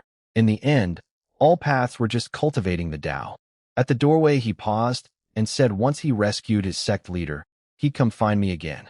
He rose into the air to fly away and found he couldn't. My spiritual pressure had locked onto him, and he couldn't release his own spiritual power to break free. He spun around, holding up the detonator. What's the meaning of this? An invisible wave rippled through the air from the distance. It hit my head like a hammer blow, but I recovered almost instantly. I looked at Li Han and smiled. Nothing personal. It's just that you're not leaving today. Li Han felt the electromagnetic pulse hit too. He immediately tried pressing the detonator. Nothing happened. The explosives didn't go off. He glared at me and demanded to know what I'd done. I told him he should have paid more attention in school. His detonator used electromagnetic signals, and an electromagnetic pulse had just fried the transmitter inside it. If he'd only threatened me with 1 or 2 children as hostages, I might have actually let him walk. But he got greedy, trying to use over 1,000 kids as leverage. He looked at the useless detonator, then at the tunnel behind me. He grit his teeth and said, "You win. Just kill me." That was way too easy. A man who'd been the vice leader of the 10,000 Demon sect hundreds of years ago doesn't just give up like that. I figured out his plan immediately. He wanted me to kill his body so his spirit could escape and possess someone else. Then he'd hide for a few decades and cause trouble all over again. I told him exactly that. He went silent. He'd been caught. I thought about the situation carefully. Fu Yinglong's spirit had already escaped as a golden dragon, and I still had no way to deal with that. I couldn't make the same mistake twice. I pulled out my black iron saber and walked toward him. When he saw the blade, his eyes went wide. He'd also spotted my storage ring. I swung and cut off his right hand. He screamed. I sealed the wound with golden core chi to stop the bleeding. He asked what I was planning. I smiled and told him I wasn't going to kill him. Since his soul could escape after death, I'd make sure he stayed alive, but completely helpless. No escaping, no dying, no possessing anyone new. I asked him if he'd ever heard of Lady Chi, the historical concubine who was turned into a human swine by having her limbs cut off, eyes blinded, ears destroyed, and tongue cut out. The moment he understood what I meant, he started begging me to just kill him instead. I shook my head. Not a chance. I cut off his left hand, then both legs at the root. While he was screaming, I used golden core chi shaped into tiny needles to destroy his eyes and eardrums. Then I cut out his tongue. Finally, I slammed my palm into his chest and shattered every meridian in his body with golden core chi. He coughed blood and passed out. I checked his vital signs, still alive. Good. As a Grandmaster-level cultivator, his body was tough enough to survive decades even in this condition. By then, I'd hopefully have reached a high enough realm to find a way to destroy spirit bodies permanently. I called Li Huai and gave him instructions. Bring psychologists for the children. Track down which orphanages they came from and punish everyone involved based on their level of participation. Once the kids were emotionally stable, check if any wanted to be adopted. Those who didn't could go to Sea City, where the Azure Dragon Gang would open a proper welfare home for them. If any birth parents could be found, even better. I also told him to collect all the myriad lost sex technique manuals and send them to the Wu family compound. I gave those orders because I understood these children. I grew up in an orphanage myself. Some kids who've been abandoned don't want new families. They're young, but they already have their own feelings about things. I'd lived through it, so I knew. The demon slayers came and carried every child out one by one. Psychologists followed behind, doing their best to comfort them. Li Huai looked at Li Han's mutilated body on the ground and quietly asked who he was. I told him, the vice leader of the 10,000 Demon sect. Same deal as Master Baisun under Green Dragon Mountain. These demon sect people had some technique, that let their spirits survive death and possess other bodies. That's why I couldn't let him die. I told Li Huai to keep Li Han alive. Good food, good water, for at least 10 years. If he refused to eat, force-feed him using those hunger-suppressing pills from the Demon Slayer supply system. Under no circumstances could he be allowed to die. If I found a way to destroy spirit bodies within 10 years, I'd finish him. If not, I'd take him to the spirit world and find answers there. Li Huai nodded, then mentioned that my grandfather Yi Kailan wanted to see me urgently. I waited until the very last child was brought out safely, then headed back to the Wu family compound. I checked in with my mother to let her know I was fine, then went next door to find my grandfather. The four families now followed the Yi family's lead, since I was the only powerful fighter among them. With the dragon, Vane's energy gone, the families were basically just names at this point, and the other three had attached themselves to us. Grandfather Yi Kailan called me over for tea in the courtyard. He looked old and worn out. 18 years locked underground had ruined his health. He didn't have much time left, and he knew it. He told me there was a secret passed down only to the family leaders of the four families. He'd become the Yi family's leader right before Fu Yinglong attacked, and now he was the only surviving leader. If he didn't tell me, the secret would die with him. The four families originally lived in the Dan Mountains as nomadic people.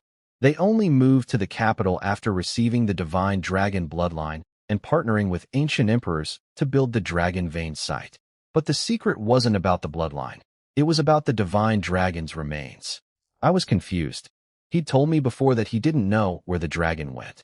Now he was talking about a corpse? He explained it was more of a legend within the four families.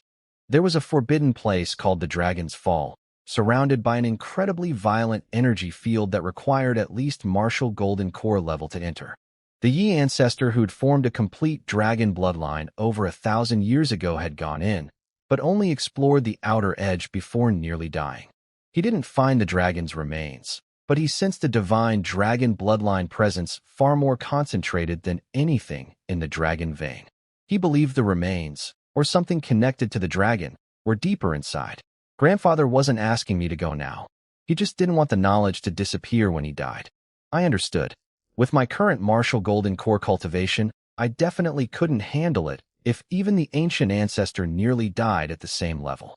I'd need to reach peak golden core, or even the martial gallbladder realm first. At my training speed, peak golden core was about a year away.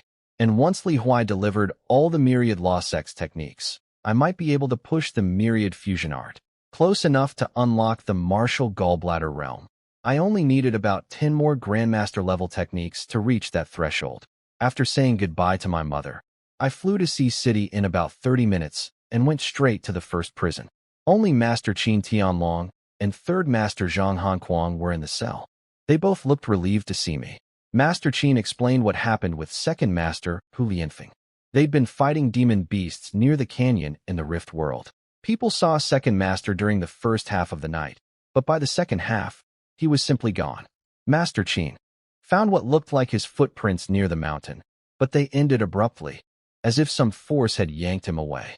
The local Demon Slayer commander, Su Qianming, had used instruments to detect strong quantum spatial fluctuations near the earthquake crack, similar to the Rift World's spatial rift. His theory was that a space crack had swallowed Second Master. I muttered to myself, if space cracks could appear inside a pocket dimension, that meant the beast-taming sex trial ground wasn't as sealed as everyone thought. There might be other ways in and out. I told my masters I'd go investigate in the Rift World. Then I pulled out the Tai Chi Heart Sutra from my storage ring and handed it to Master Qin.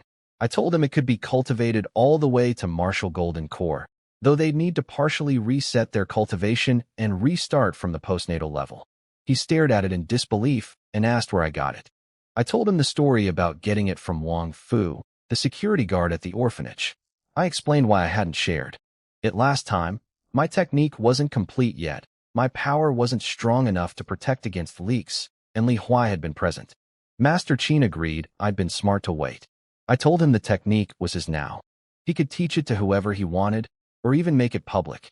I felt it was time for Blue Star's martial world to take a step forward. He said making it public was my decision to make, not his. He and Third Master would just focus on training with it. As I was leaving, I asked if they wanted to get out of prison. Master Chin rolled his eyes and said he'd been here 10 years. What was the rush? He told me to go investigate second master's disappearance while they studied the new technique. They'd leave when they were ready. I shrugged and headed for the Rift World. The Rift World was empty during the day, not a single person at the camp. Looking at the familiar outpost, I felt nostalgic. This place wasn't just the beast-taming sect's training ground. It was where I'd grown as a fighter. Real combat against beasts that wouldn't hold back, kill or be killed. I started at the canyon, sweeping every inch of ground with my spiritual power. But it had been 4 or 5 days since second master disappeared, and with fighters battling beasts here daily, any useful traces were long gone. I moved to the nearby mountain where the earthquake had happened. I found the crack, about a meter wide, nothing that would trap even a postnatal cultivator like second master. Some footprints around it from the demon slayer's investigation. When I scanned the crack with my spiritual sense, I didn't detect the energy fluctuations Master Chin mentioned, but I noticed something strange. This crack wasn't caused by an earthquake. Earthquake cracks start underground and push up to the surface. This one started at the surface and tore downward. Something had ripped the ground open from above with tremendous force. I asked myself what kind of power could tear open a crack stretching several kilometers. At my current martial golden core level, I could smash boulders and crater the ground, but tearing the earth apart for kilometers? That was completely different. It's like the difference between denting a metal basin with a punch versus ripping it in half with your bare hands. Even the martial gallbladder realm might not be enough. Maybe the divine transformation realm could do it. If the beast-taming sect's master had taken second master, why make such a spectacle? A postnatal cultivator would be effortless for someone that powerful. My thinking went in circles. I decided to explore deeper into the desert, somewhere I'd never been before. While flying over the sand, I heard a beast roar and someone shouting. Below me, a group of teenagers surrounded an enormous rhinoceros, an iron-footed rhino king, twice the normal size, tall as a 2-story building. They weren't trying to kill it. Each one was forming hand seals, with energy threads extending from their fingertips to the beast, holding it in place. A slightly older young man was pressing seal marks into the rhino's head while chanting. So this was beast taming. Completely different from martial arts, an entirely separate system. Fascinating. I let my spiritual power drift toward the rhino's head to get a closer look at those seal marks. The instant my energy touched it, the rhino went berserk. It thrashed wildly, flinging the young beast tamers in every direction. The lead tamer tried frantically to regain control, but his seals only made the creature angrier. He had to give up and watch it run off. Apparently, it was a rare variant that could evolve up to Tier 6, equivalent to a golden core cultivator. He spotted me immediately and shouted, demanding to know who I was and why I'd interrupted his taming. The others gathered around, whispering about me. They recognized my clothes as Blue Star style and argued about whether I was violating the peace treaty by being here during the day. Some said it didn't matter who I was. I'd cost them the Rhino King, and I had to pay. I realized my spiritual probe had startled the beast, but I felt zero guilt about it. Blue Star and the beast-taming sect were enemies. The lead tamer confronted me and said according to the peace treaty, Blue Star people could only enter at night. Daytime was reserved for their sect's training. I put on a surprised face and said, "Oh, I didn't know that. I'll leave now." I genuinely hadn't known about that clause. That explained why the demon slayers banned daytime entry. It wasn't about danger, it was part of the treaty. I turned to go. "You think you can just leave after scaring off my Rhino King? Leave your life behind." The young man pulled a small pouch from his coat. The others did the same. In the next second, beasts materialized all around them, snarling and growling at me. I turned back and stared at those pouches with genuine curiosity. So that's how you carry your beasts. I reached out with my spiritual power and snatched one of the pouches right out of a tamer's hand. The kid stood there stunned for a moment, then screamed for me to give back his beast bag. I examined it closely and smirked. If you can't even hold on to your own things, what business do you have taming beasts? I was truly curious. My storage ring could hold objects, but not living things. These beast bags somehow kept animals alive inside them. How did the creatures not suffocate? The lead young man noticed something was off when I casually snatched the beast bag from his junior. He asked who I really was. They were all inner disciples of the beast-taming sect at the foundation building stage. equivalent to Grandmaster level in martial arts. Someone their level shouldn't have been able to lose a beast bag that easily. While he was sizing me up, the kid I'd taken the bag from suddenly coughed up blood. I'd erased his spiritual imprint from the bag without even thinking about it. There'd been some kind of blocking mark on it, so I just removed it. Once my spiritual power got inside the bag, I discovered something fascinating. It wasn't a storage space like my ring. It was a tiny pocket dimension, an actual piece of land with water, spiritual energy, and breathable air. The beast bag was just a doorway into this separate world that existed somewhere in another plane. That's why living creatures could survive inside it. My storage ring was completely different, a sealed space that moved with the ring, with no connection to the outside. If I lost the ring, the space was gone forever. But a beast bag's world existed independently. Others could access it through different means, just like how Blue Star connected to the Rift world through a spatial crack. After examining it, I tossed the bag back and asked if their spiritual imprints were supposed to be hard to erase. The lead young man stepped back. He knew their sex imprints had special protections. Normally, even someone a full realm higher couldn't wipe one clean. For me to do it effortlessly meant I was at least 2 realms above them. He suddenly realized I might not be a young man at all, but an old monster at Golden Core level hiding behind a youthful face. His whole attitude flipped. He bowed and called me Senior, apologizing for the offense and saying they'd leave immediately. His juniors were confused. One of them protested. I was just a Blue Star person from a lower realm. Why be afraid? The lead tamer snapped at them to shut up. I told him he had decent judgment. Then I asked if he'd seen an old man recently, about 70, with a knife scar on his face. He shook his head without hesitation. I told him to go. The peace treaty was still in effect, and I couldn't risk killing sect disciples and provoking their sect master. He wasn't afraid to kill. He just couldn't kill too many people, until I could match the sect master's power.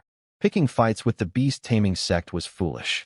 They left in a hurry, heading deeper into the desert, which confirmed that the sect's entrance to their main world was in that direction. If Second Master had wandered that way, they would have spotted him, so he hadn't gone toward the desert.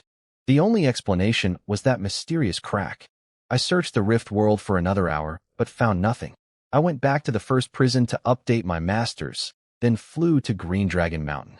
The Zhang family villa was now called Azure Dragon Villa. Li Huai's 9 subordinates were managing the gang in his absence. I wasn't there for gang business.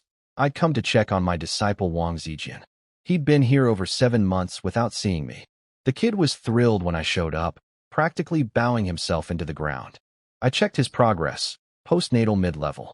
For his age, reaching even postnatal entry would have made him a genius among geniuses. Not bad at all. I taught him the Tai Chi Heart Sutra without any restrictions. I didn't tell him to keep it secret because I'd already decided to make it public once I got back to the capital. After that, I had several things to handle. Publish the Tai Chi Heart Sutra, visit the Chaos Origin Temple to check that mysterious stone tablet, fuse the techniques I'd gotten from the Myriad Lost Sect, and then head into the Dawn Mountains to find the Dragon's Fall. Second Master's disappearance would have to wait for fate to sort out. Before leaving Sea City, I stopped by the Sunshine Orphanage one last time. Excavators were tearing the buildings down. I watched for a moment, sighed quietly, and flew toward the capital. Meanwhile, back in the Rift world, the beast-taming sect disciples were rushing home through their teleportation array. The lead tamer explained to his juniors that anyone who could erase their imprints so easily had to be at least 2 full realms above foundation building, meaning Golden Core level. They couldn't believe Blue Star had produced a Golden Core cultivator. They worried about whether their sect's invasion plans could still succeed. The lead tamer said they needed to report this to the sect master immediately. Back in the capital, I gave Li Huai a handwritten copy of the Tai Chi Heart Sutra and told him to make it public. Start with the Wu family and the 4 families, then let it spread naturally from there. Li Huai's hands were shaking when he took it. A technique that could reach martial Golden Core, something lost for over 1,000 years. Everyone knew Zhang Sanfeng had left behind such a technique 400 years ago, but nobody had ever found it. He tried to hand it back, saying he wasn't up to the task. I told him I trusted him. It was just spreading a technique around, not saving the world. I'd be in closed-door training going through the myriad Lost Sects techniques and didn't have time for the politics. If things got rough, He could lean on the demon slayers. He understood the pressure. Publishing this technique would level the playing field. Big families had built their power over 100 years of martial arts revival through technique advantages and resource monopolies. Now someone was putting everyone on equal footing. They'd fight it. But the Demon Slayers and the Blue Star Federation would support it. A stronger martial world benefited everyone facing the beast-taming sect threat. I went to the Wu family library where all the myriad lost sects collected techniques had been stored. Over 100 cultivation manuals and more than 1,000 combat technique scrolls. Fist styles, kicks, palm techniques, weapons, hidden weapons, everything. Of the cultivation manuals, only about 30 went up to Grandmaster level, and I'd already learned over a dozen of those. But the remaining ones were enough to push the myriad fusion art past the million proficiency threshold to unlock the martial gallbladder realm. I dove into training and lost myself in it. 1 month later, Martial Golden Core mid-level. 3 months later, Martial Golden Core advanced level. All techniques fused into the myriad fusion art, pushing its base proficiency past 1 million. The myriad fusion art officially became a martial gallbladder realm technique. That same day, I finished mastering every single combat technique from the collection. My system sent them out to practice by killing demon beasts somewhere. I still didn't know where exactly. It couldn't be the Rift world, because other fighters there would have noticed random beasts dying. The techniques only ever fought beasts, never humans. It had to be some other place entirely. When I came out of seclusion, Li Huai reported that the Tai Chi Heart Sutra had been successfully spread. The first month was tough. Big families suppressed all information about it online and kept it confined to capital elite circles.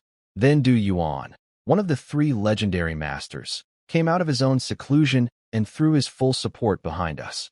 The 6 Demon Slayer founders backed us too. When the big families went to complain, Du Yuan said one sentence. "Come fight the Demon Slayers head-on if you dare, or we'll wipe you all out." They backed off immediately. I chuckled. Du Yuan was an interesting guy.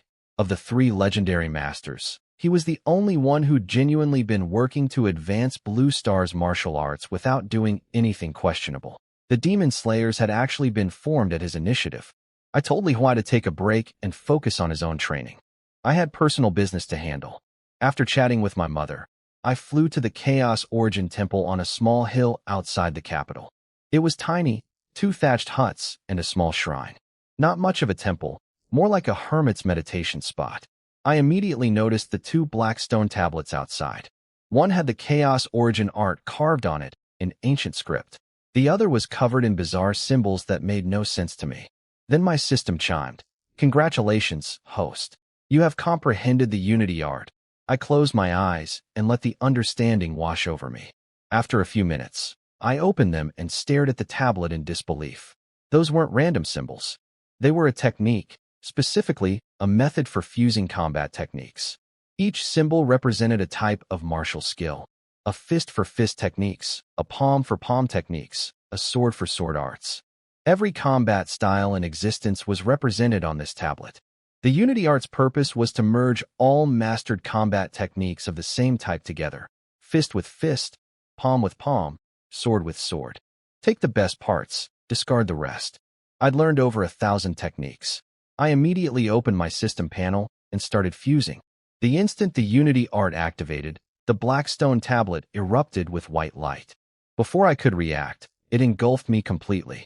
An overwhelming force I couldn't resist pulled me straight into the tablet itself. When I opened my eyes, I was inside the stone tablet, a vast, pure white space stretching endlessly in every direction. This wasn't like exploring my storage ring with spiritual power. My actual physical body had been pulled inside. The space was so impossibly large that I felt tiny standing in it. No matter which direction I walked, everything looked the same. I had no idea where I was going or how far I traveled. A deep sense of helplessness crept over me. The moment that despair surfaced, the white space shook. A golden light pierced through and formed the face of an old man. Kind eyes, a warm smile, eyebrows so long they draped past his shoulders. He burst out laughing. He couldn't believe someone had actually mastered both his Chaos Origin art and the Unity art after all these years. He kept muttering about how those old fools had called his techniques nothing but fantasy when they'd originally come from the Tao ancestor himself. A gentle but irresistible force swept over my body several times. I asked if he was the Chaos Origin Immortal. He corrected me. I should call him Chaos Origin Immortal Emperor now. Then he casually said he'd locate my world and pull me to the immortal realm. I almost choked. Just like that? These powerful beings were something else. But his expression darkened. After a long pause, he said my world was a fragment of a shattered realm, and the connection between our worlds had been severed. He couldn't pull me over. Instead, he'd give me an immortal realm guide so I could find my way to him. Before he could explain more, his face twisted with alarm. He cursed. Someone had already locked onto his position. He jabbed a finger at me, and a golden light shot into the center of my forehead. He spoke rapidly. The guide is inside you now. You must come find me. His golden image started fading. I heard him cursing at his enemies, calling them relentless dogs who never gave up. Then a massive black hand slammed into the space where he'd just been. The entire white dimension started shaking apart. His voice rang out one last time, yelling at whoever attacked to come face him directly instead of targeting a junior. A golden light clashed with the black hand. Then a blade of golden energy sliced open a spatial crack right in front of me. Kid, go. Now. Something shoved me from behind with overwhelming force, and I tumbled into the crack. My last thought before falling in. This was the most unfair disaster imaginable.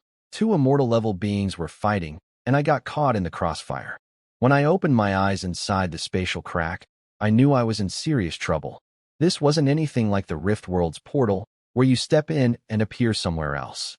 I was floating in an endless black void. It felt completely lifeless.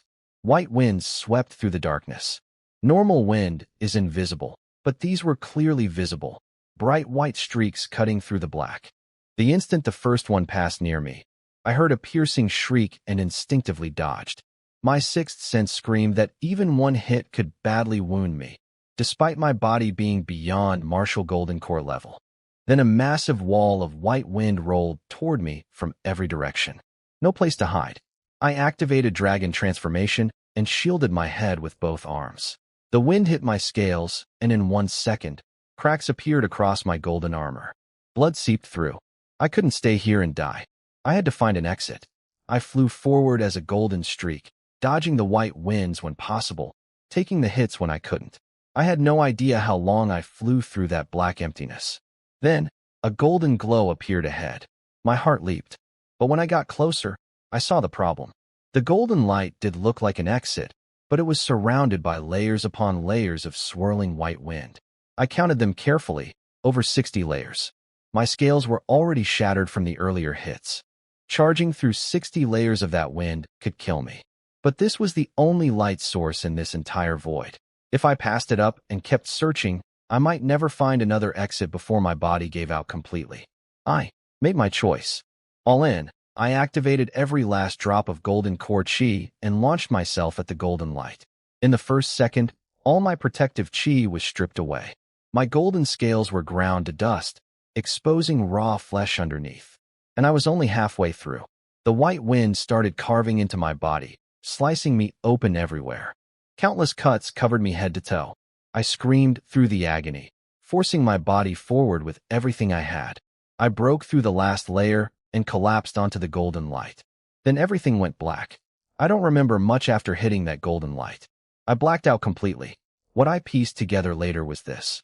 I'd fallen through the spatial crack and landed in the spirit world, specifically a place called the Eastern Wasteland region, in a country called the Great Gene Nation, at a small sect called the Tianmen sect. I crashed onto the plaza outside their main hall, covered in blood, every inch of skin torn open, my flesh sliced up like something had run 1,000 razors over me. My meridians were shattered, my bones cracked at every break point. My pulse was barely there, one beat every few seconds. By all rights, I should have been dead. The sect master, Chi Liandao, found me.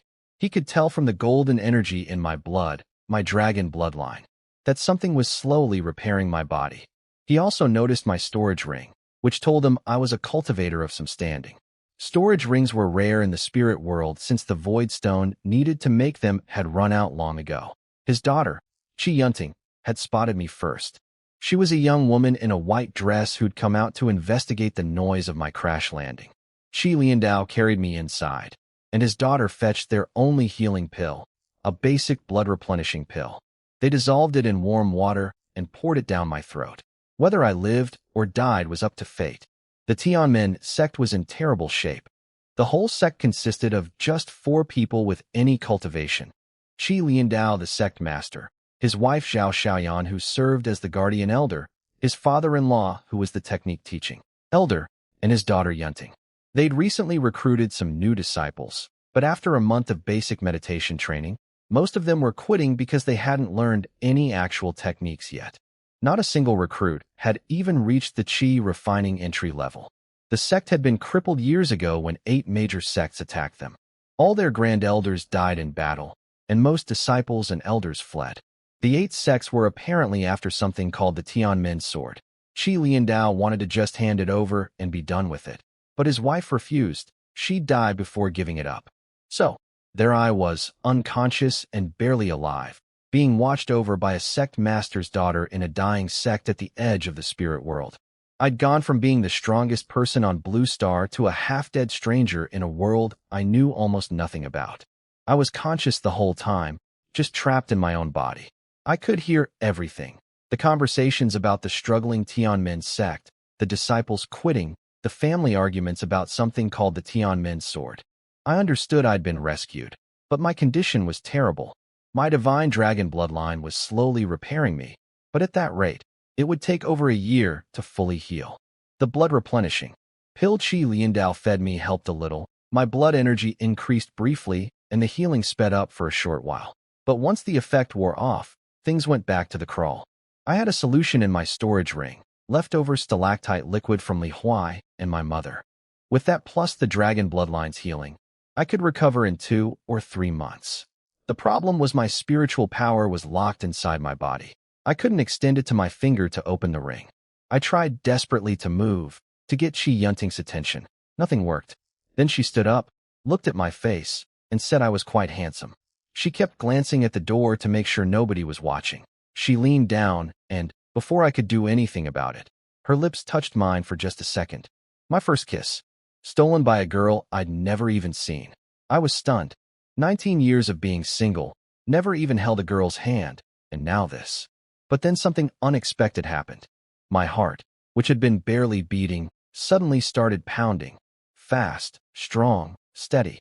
The rush of blood activated my dragon bloodline in a way it hadn't been able to before. Within moments, the torn flesh across my body started growing scabs. The bleeding stopped. New tissue began forming. I realized what had happened.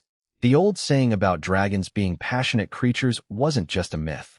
My dragon bloodline had responded to that kiss on some primal level, jolting itself back to full function for about half a minute. That brief burst was enough to stabilize my worst injuries. Even better, my spiritual power started extending outward from my brain. Slowly, inch by inch, it crept down my arm toward my hand. Yunting ran to get her father. Shi Liandao examined me again, saw the new growth, and asked his daughter what she'd done. She turned bright red and, in a voice barely above a whisper, admitted she'd kissed me. He didn't scold her. He just smiled, patted her head, and said she was growing up. He whispered asking if she liked me. She squeezed her fists and nodded. He told her that love requires both people to agree. She'd need to ask my opinion when I woke up. Then he left us alone. Half an hour later, my spiritual power finally reached my storage ring. The jade bottle of stalactite liquid materialized in my hand, but I still couldn't control my body, so it rolled off and clinked on the floor. Yunting picked it up and opened it, but wasn't sure what it was. She called her father back. Shi Liandao recognized it instantly as stalactite liquid and told her my spiritual power must have recovered enough to open the ring. He said to put a drop in my mouth. Then Yunting froze.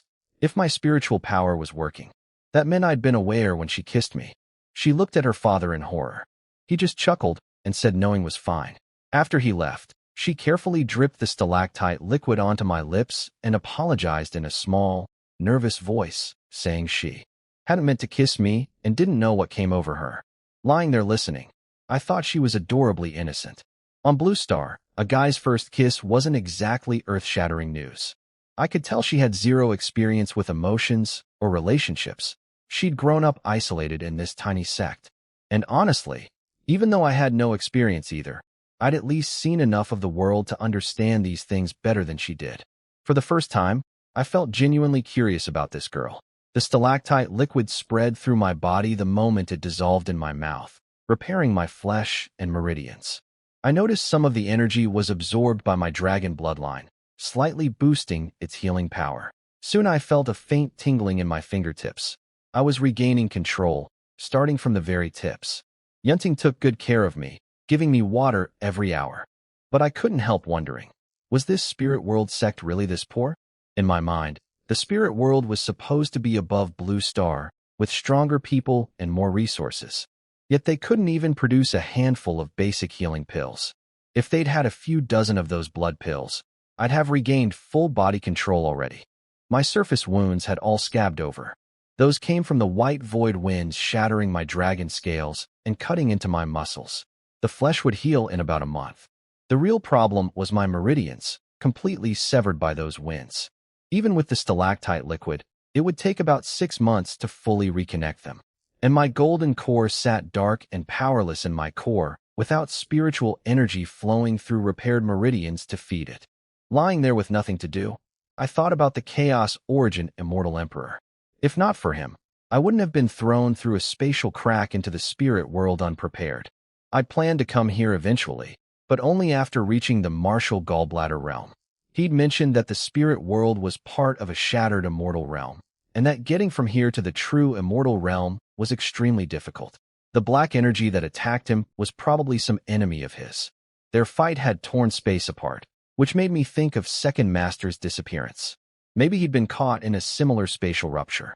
With nothing else to do, I started practicing the unity art in my mind. I began with fist techniques. Dozens of mastered fist styles merged together, and a new, unified fist art formed in my mind. Unlike the Chaos Origin art, which required careful one-by-one fusion to prevent energy conflicts, the unity art could merge all techniques of the same type at once. Combat techniques just used existing energy in different patterns. No new energy types meant no conflicts. The unity art extracted the essence from each technique and blended everything together. When the new fist art took shape, I tested it mentally and was amazed. It perfectly matched golden core level energy. Combining all those basic level techniques had elevated the result to golden core tier. The system asked me to name it. I thought about it and decided to just call it Basic Fist Art. Every fist technique I'd learned, no matter how fancy, still came down to 5 fundamental strikes: thrust, chop, hook, cross, and smash. Everything else was just variations. No point giving it a flashy name. The system confirmed it was already at full mastery since it was built entirely from mastered techniques.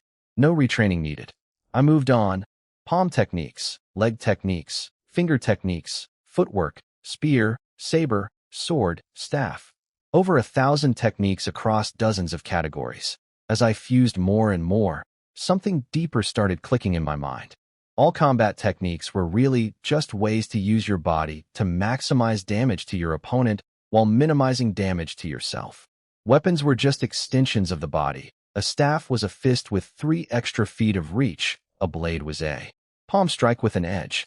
Energy techniques were just finer control of internal power, more precise than muscle and more responsive than steel. A thought crystallized. Every technique in existence, at its core, is the same thing. Fist, palm, blade, energy, they're all just the most natural way to make your opponent fall down. If the goal is identical, then they're fundamentally identical. Why even separate fist from palm? That distinction is for beginners. In a real fight, nobody stops to classify whether a strike counts as a punch or a palm. True mastery of combat techniques isn't about reaching some cultivation level.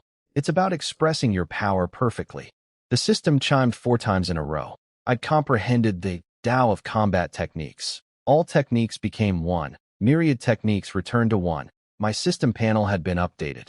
A warm energy washed through my entire body. What I didn't know was that a beam of golden light had pierced through the clouds and the roof, shining directly onto me. Yunting saw it and froze for 3 seconds. When she turned to get her father, He was already standing behind her, eyes wide, staring at me like he'd seen a ghost. Her grandfather and mother arrived moments later, wearing the same expression of disbelief. I lay there listening to the Tianmin sect family panicking around me. Yunting asked her father what was happening. He turned to her grandfather, Zhao Yuan, and asked if this was the power of the great Tao. The old man confirmed it. This was a Tao blessing, something normally only comprehended by cultivators at the Mahayana stage or above. He couldn't understand how someone at my level had triggered it. He said it was incredibly rare for someone at a lower realm to comprehend Tao power, and anyone who did was a genius beyond measure. They debated what I was. The old man guessed I was either a holy son from some top sect in the heavenly domain, or an heir from a hidden family who'd been attacked by enemies. But their main worry wasn't about me. It was about themselves. The golden light of the Tao blessing would attract the attention of powerful old monsters who could sense it. If those people came looking, the Tianmin sect was doomed. Apparently, a body touched by Tao blessing was an extremely valuable material for pill refining. Qi Liandao suggested sending me away. The old man shook his head. The blessing had landed on their territory, so sending me away wouldn't save them. Their only hope was that my powerful backers would come find me quickly. If not, they might have to use the Tianmin sword as a last resort, though the old man's body might not survive channeling its Tao power. Better if I woke up and wielded it myself. He said in the eastern wasteland region, the sword had no equal. Zhao Xiaoyan started crying, blaming her husband for being too noble about saving strangers. She stormed out. Qi Liandao went to comfort her. The old man sighed and told him he was a good man for truly loving his daughter despite all the hardship. Yunting asked her grandfather how old I really was. She was worried I might be some centuries-old monster. He reassured her, I probably wasn't even 30. But he warned her that someone of my talent level would never lack for women, and given the Tianmin sect's pitiful state, I might not be interested in her. She straightened up and said her father taught her that love should be expressed bravely. She'd tell me her feelings when I woke up, and whether I accepted was my business. At least she wouldn't have regrets. Hearing all this from my bed, I felt a bit helpless. They kept assuming I had some powerful organization behind me. I was from Blue Star. The only people I knew in the spirit world were this one struggling family. But I was very interested in what the old man called Tao power.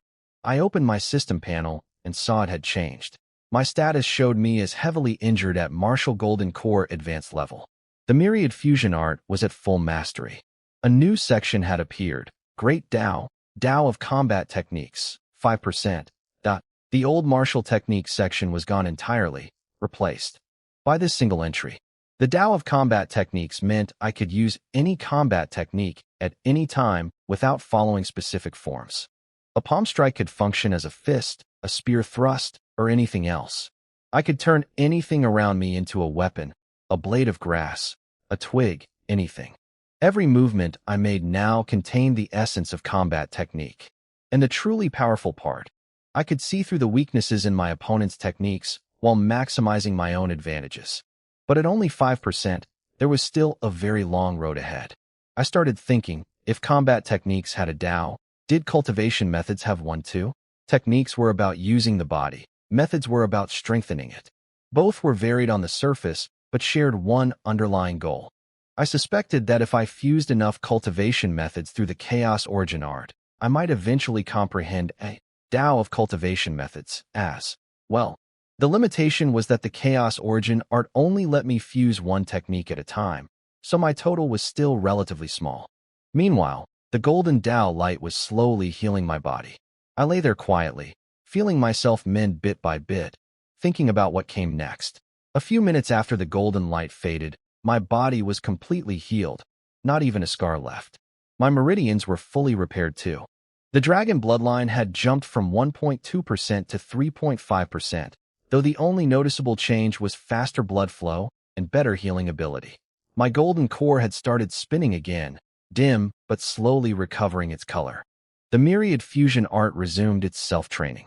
I opened my eyes and turned to look at Qi Yunting for the first time. I froze. Based on her voice and personality, I'd imagined a chubby, innocent-looking girl. Instead, she was slender, with delicate features and enormous sparkling eyes. A natural beauty with zero makeup. On Blue Star, she'd have a line of admirers stretching across the country. And beyond looks, there was a genuine purity about her that couldn't be faked. She rushed over and asked how I was feeling. I told her I'd mostly recovered and thanked her for taking care of me. Her face turned bright red, not from the thanks, but because the word, care, confirmed I'd been conscious when she kissed me. Then she looked me straight in the eye and said, "I like you. Will you be my husband?" I was speechless. Just like that? No dating, no getting to know each other, straight to marriage? But then I noticed the old man's traditional robes and realized the spirit world probably followed ancient customs. In old times, there was no dating. It was arranged marriages and parental approval. A girl her age being allowed to choose for herself meant her parents were actually quite open-minded. When I didn't answer right away, her eyes turned red and she asked in a small voice if I didn't love her.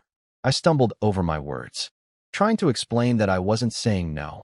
I just thought we should start as boyfriend and girlfriend first, then talk about love, then discuss marriage.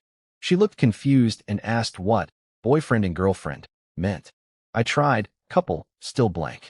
Then her grandfather Zhao Yuan jumped in and explained it meant becoming each other's intended. But that helpful translation revealed something. Why did the old man understand modern terms that Yunting didn't? He studied me carefully and said, "You're not from the spirit world. You ascended from a lower realm." The room went tense. I confirmed it honestly. Lying would have been pointless with someone as experienced as him. I explained my injuries came from void turbulence while crossing a spatial crack, not from being attacked. He nodded, then walked toward the door. "Then you need to leave. We won't reveal your identity, but you cannot stay here." Yunting begged him to reconsider, but he was firm. He explained that spirit world native sects were forbidden from sheltering anyone who'd ascended from lower realms. If anyone discovered they'd taken me in, the Tianmen sect would face severe consequences. On top of that, the Tao Blessing's golden light would attract powerful cultivators who'd want to capture me. Apparently, a body touched by Tao power was a prized ingredient for pill refining. He told me my best option was to find any ancestral clan or sect from my world that had a presence in the spirit world. If I had none, I should head for the eastern heavenly domain, the territory controlled by ascended lower realm cultivators. There, I might have a chance. Yunting explained the backstory quietly.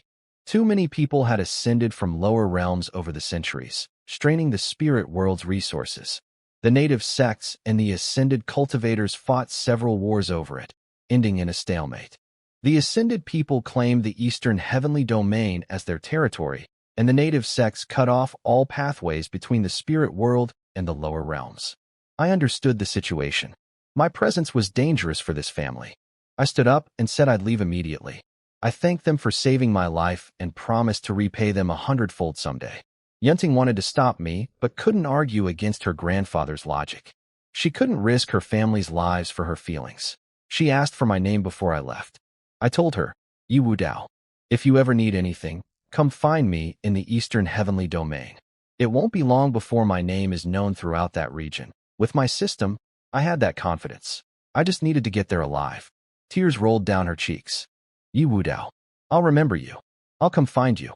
Stay alive." Then a loud, arrogant voice boomed across the sky above the Tianmen sect. "A Tao blessing in a dump like this? Whoever runs this place, get out here now." Yunting grabbed my arm and pulled me toward the door. "Run. Those old monsters are here." I hadn't even made it out the door when the sky above the Tianmen sect filled with powerful figures. More than a dozen old monsters hovered in the air, their energy pouring out without any attempt to hide it. The clashing auras whipped up fierce winds that bent the trees sideways.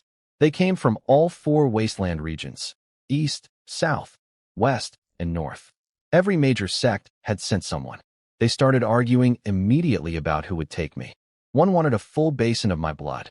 Another pointed out that a single person didn't have that much blood to go around.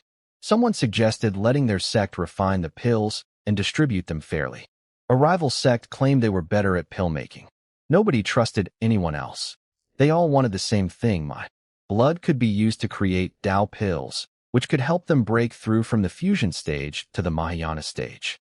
Then a calm voice cut through the noise. A middle-aged man in green robes appeared above everyone else. He was from the Lingyun sect, the undisputed rulers of the central wasteland. the only sect in the entire wasteland region with a Mahayana-level cultivator. The others immediately turned on him. They accused the Lingyun sect of being greedy since they already had a Mahayana fighter. But the man, Lingyun Jinren, the sect's Grand Elder, didn't care. He released his power and pressed down on all of them at once. Over a dozen fusion stage experts working together couldn't match his force. They realized they had to unite against him or lose everything. One of them made a speech about how if the Lingyun sect got another Mahayana cultivator, all 4 outer wasteland regions would be crushed. That was true. After the Lingyun sect's first Mahayana expert appeared, they'd taken over the entire central wasteland and turned every remaining small sect into resource mining vassals. The dozen-plus fusion experts formed a united front. Lingyun Jinren wasn't worried. He said even if he couldn't guarantee winning, he definitely wouldn't die. Some of them might, though. That was meant to make them hesitate. But these were all old foxes who'd survived in the cultivation world for centuries. Nobody took the bait. They clashed. A massive golden beam from Lingyun Jinren met over a dozen smaller beams from the allied cultivators. The collision created what looked like a small sun above the Tianmen sect. Then a sword cry rang out. A flash of white light streaked through the air and shattered the miniature sun. The explosion sent everyone scrambling to shield themselves. Lingyun Jinren demanded to know who'd interfered. It was Zhao Yuan, Yunting's grandfather. He stood there holding an enormous broadsword covered in glowing golden runes. You're all fighting above my Tianmen sect without even saying hello. Don't you think that's a bit rude? I watched from inside the sect's protective formation as chaos erupted above the Tianmen sect. Over a dozen powerful cultivators filled the sky. Top experts from sects across all 4 outer wasteland regions, east, south, west, and north. They were all at the fusion stage, the peak of their respective sects. They immediately started arguing about who would take me and how to divide my blood for refining Dao pills. Pills that could help them break through to the Mahayana stage. Then Lingyun Jinren arrived from the central wasteland's Lingyun sect. He was at the Mahayana stage, a full level above everyone else. He demanded they hand me over to his sect. When the others protested, he released his power and pressed down on all of them at once. Even together, the dozen-plus fusion experts couldn't match him, but they united against him. Someone pointed out that if the Lingyun sect gained another Mahayana cultivator, every other sect in the wasteland regions would be crushed. The Lingyun sect had already used their first Mahayana expert to take over the entire central wasteland, forcing smaller sects into resource mining servitude. Nobody wanted that to spread. Just as the two sides clashed, a massive golden beam against a dozen smaller ones, creating a miniature sun in the sky. A sword cry rang out. A flash of white light shattered the collision, scattering everyone. It was Grandfather Zhao Yuan, holding an enormous broadsword covered in glowing golden runes, the Tianmen sword. He denied that any Dao-blessed person existed in the sect, claiming the golden light was just the Tianmen sword reacting. Lingyun Jinren didn't buy it, but couldn't prove otherwise. Then the real story came out. The Haiyun sect's Grand Elder, one of the fusion experts, turned out to be the one behind the Tianmen sects. 20-year siege. He'd spread false rumors that the Tianmen sect possessed immortal ascension techniques, convincing 7 other sects to help attack them. What he really wanted was the Tianmen sword and its wielding method. The Tianmen sect had once been a major sect in the central heavenly domain until they were attacked 50 years ago. Their sect master disappeared in battle, and they fled to the eastern wasteland with their remaining people. The sword and a powerful protective formation were all that kept them alive. The 8 local sects couldn't breach the formation, and anyone who entered got killed by the sword. So they resorted to a siege, cutting off resources and watching the sect slowly wither. Zhao Yuan raised the Tianmen sword and told the Haiyun elder he'd been waiting years for this chance. A massive golden sword energy shot toward the old man. The Haiyun elder tried to retreat, but found himself locked in place by the sword's Dao power. He screamed for help from the other fusion experts, but none of them moved. They figured one less person meant a bigger share of my blood if they found me. Why risk fighting the Tianmen sword for a rival? Meanwhile, Lingyun Jinren flew toward the sect's living quarters to search for me. His spiritual sense had already scanned the entire mountain except for one area, the protective formation that blocked his perception. That's exactly where I was hidden. Before coming out to fight, Zhao Yun had secretly moved me inside the protective formation. Yunting had begged him, and he'd relented. He'd also calculated that keeping me, someone who'd comprehended the Tao at a low level, might be the Tianmen sect's only hope for revival. The formation had been brought from the central heavenly domain and could withstand even peak Mahayana cultivators. As long as I stayed hidden inside it, even Ling Yunjinren wouldn't find me. As I sat there in the darkness of the formation, I could sense everything happening outside through faint vibrations of energy. I owed this family my life, and they were now risking everything to protect me. I swore to myself that when I recovered my strength, I would repay them, every last one of them. From inside the protective formation, I could sense what was happening outside through energy vibrations. Zhao Yun confronted the Haiyun sect's Grand Elder, the man behind 20 years of siege against the Tianmen sect. The Elder had a golden turtle shell barrier, but the Tianmen sword's golden sword energy shattered it instantly and cut straight through his body. His flesh exploded, and a tiny golden spirit escaped from the wreckage, screaming threats before fleeing into the distance. His physical body was destroyed. It would take him centuries to rebuild one, starting over from the Qi refining stage. The other fusion experts were stunned. They debated among themselves whether the Tianmen sword was a spirit weapon or something higher, possibly a half-immortal weapon. They understood why the Haiyun sect elder had been so desperate to get it. With that sword, any sect could dominate the eastern wasteland for 1,000 years. Zhao Yun challenged them all to leave or face the same fate. His hand was trembling. I could tell he was bluffing. Using the sword at his low cultivation level caused severe backlash. He probably had 2 strikes left before his meridians would rupture. But after watching what happened to the Haiyun elder, nobody wanted to test him. Losing your physical body and having to rebuild from scratch was too high a price, even if they suspected he was weakening. They said they'd check the back mountain first and leave if nobody was there. Then they flew toward the protective formation where Ling Yunjinren was already waiting. Ling Yunjinren had examined the formation and couldn't break it.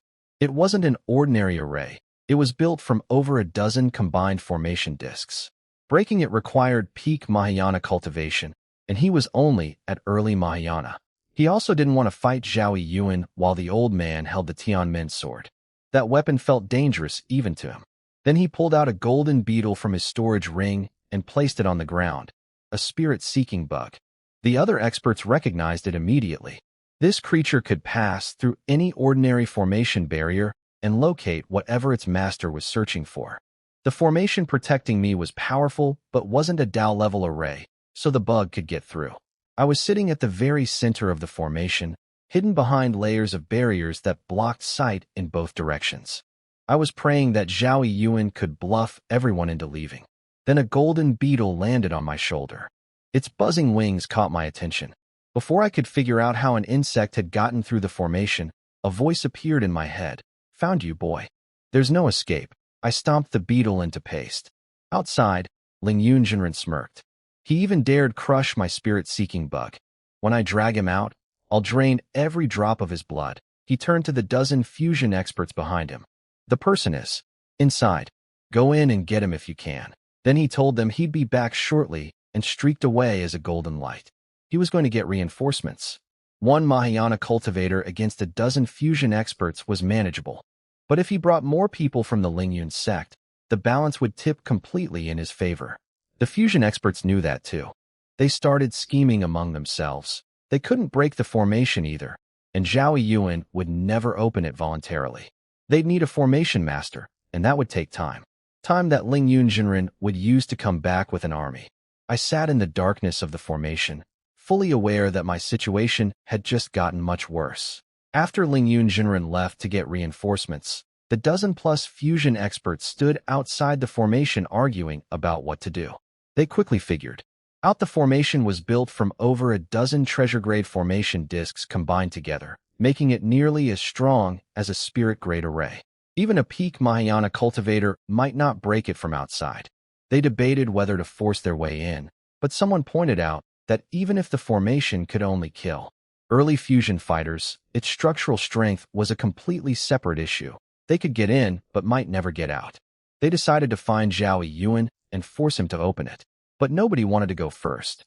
The Tianmin sword could kill any of them in a single strike. They were all thousand-year foxes, as one of them put it. Nobody wanted to play the hero. Then someone noticed that Zhao Yuan and his entire family had disappeared from the sect. For people gone. They debated splitting up to search, but that was risky too. Whoever found Zhao Yuan alone might get cut down by the sword. Someone raised an interesting point.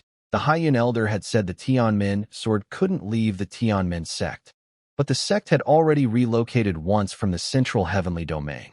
Maybe it wasn't a physical limitation, but just an ancestral rule. In a life-or-death situation, would they really follow an old rule? That meant Zhao Yuan might have the sword with him wherever he'd gone, making him even more dangerous to pursue. They argued in circles. Some wanted to go back to their sects for reinforcements. Others refused, worried that bringing more people would leak the information about the deadliest person. If cultivators from the mystic domain, earth domain, or even the heavenly domain heard about it, none of them would get anything. Finally, someone suggested they just try to break the formation together by brute force. They surrounded it, each taking a position at one of the formation discs, and attacked simultaneously. The barriers shook violently under the bombardment of over a dozen peak fusion cultivators. But after 2 minutes of constant assault, it hadn't cracked at all. The formation was drawing power from the Earth's ley lines and the surrounding spiritual energy. They simply couldn't overpower it. Someone mentioned a formation master called the 100 Arrays Taoist who lived in the eastern wasteland. He could potentially find the formation's weak points. But bringing him in meant sharing the prize, and breaking a combined array of this complexity wouldn't be quick. Meanwhile, Lingyun Jinren could return with his full sect at any moment. They split up. 2 went to find the formation master, and the rest formed groups of 3 to hunt for Zhao Yuan. Inside the formation, I sat at the very core, listening to everything. When they'd been attacking, I'd watched the formation's core node anxiously, terrified it would crack. It shook hard but held firm. Yunting hadn't lied. This thing really could withstand Mahayana-level power. But hiding here wasn't a long-term solution. Eventually they'd break through, whether by force, by finding a formation master, or by Lingyun Jinren returning with an army. I partly regretted not just running. But Zhao Yuan had explained before bringing me in. The Tao blessing left an aura on my body that shone like a light bulb in the dark to any fusion stage cultivator.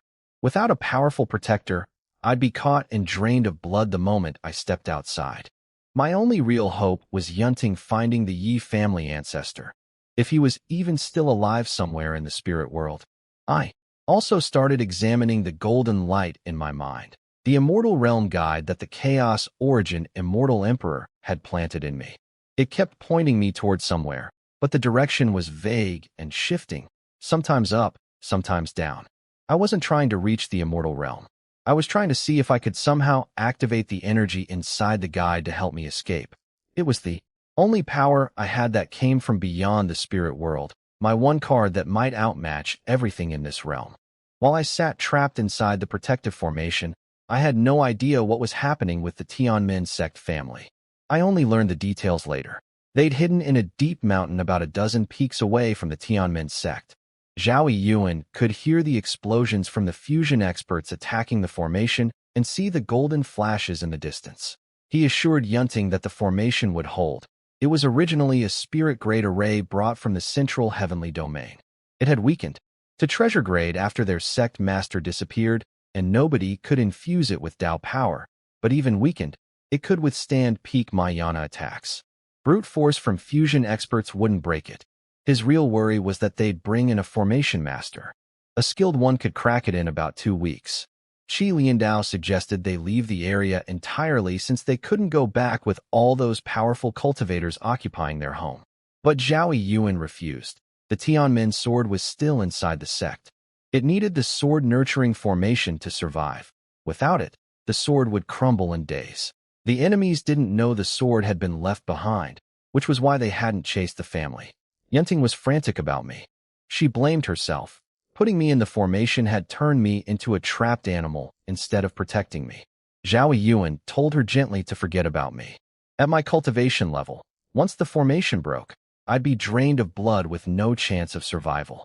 Then Yunting said she wanted to go to the eastern heavenly domain to find my ancestor. Zhao Yuan was skeptical. He didn't remember any powerful Yi family in the Eastern Heavenly Domain. My ancestor had ascended over 1,000 years ago, right during the wars between ascended cultivators and native spirit world sects, a time when newly arrived cultivators were almost guaranteed to die. The journey to the Heavenly Domain would take over a month each way. Even if they found someone, I'd be dead by then. Qi Liandao suggested using a long-distance teleportation array. It would cost the Tianmen sect everything they had left, and as a native sect entering the Eastern Heavenly Domain, they might never be able to return. But he argued they should abandon their native sect status entirely.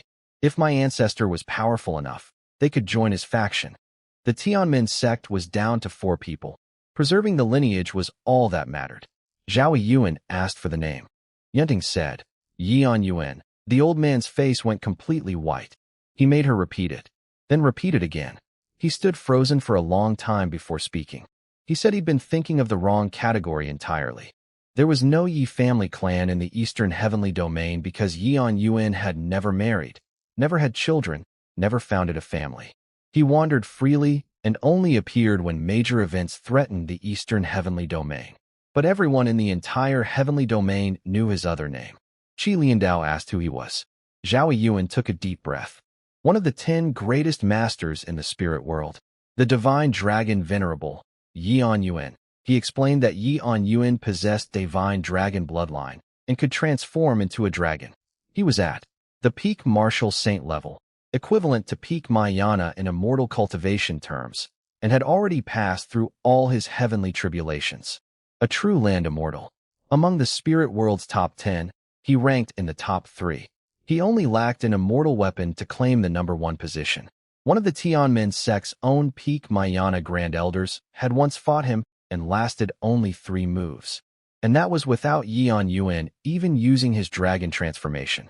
Yunting immediately wanted to go find him. But Zhao Yuan shook his head. The divine dragon venerable was impossible to locate.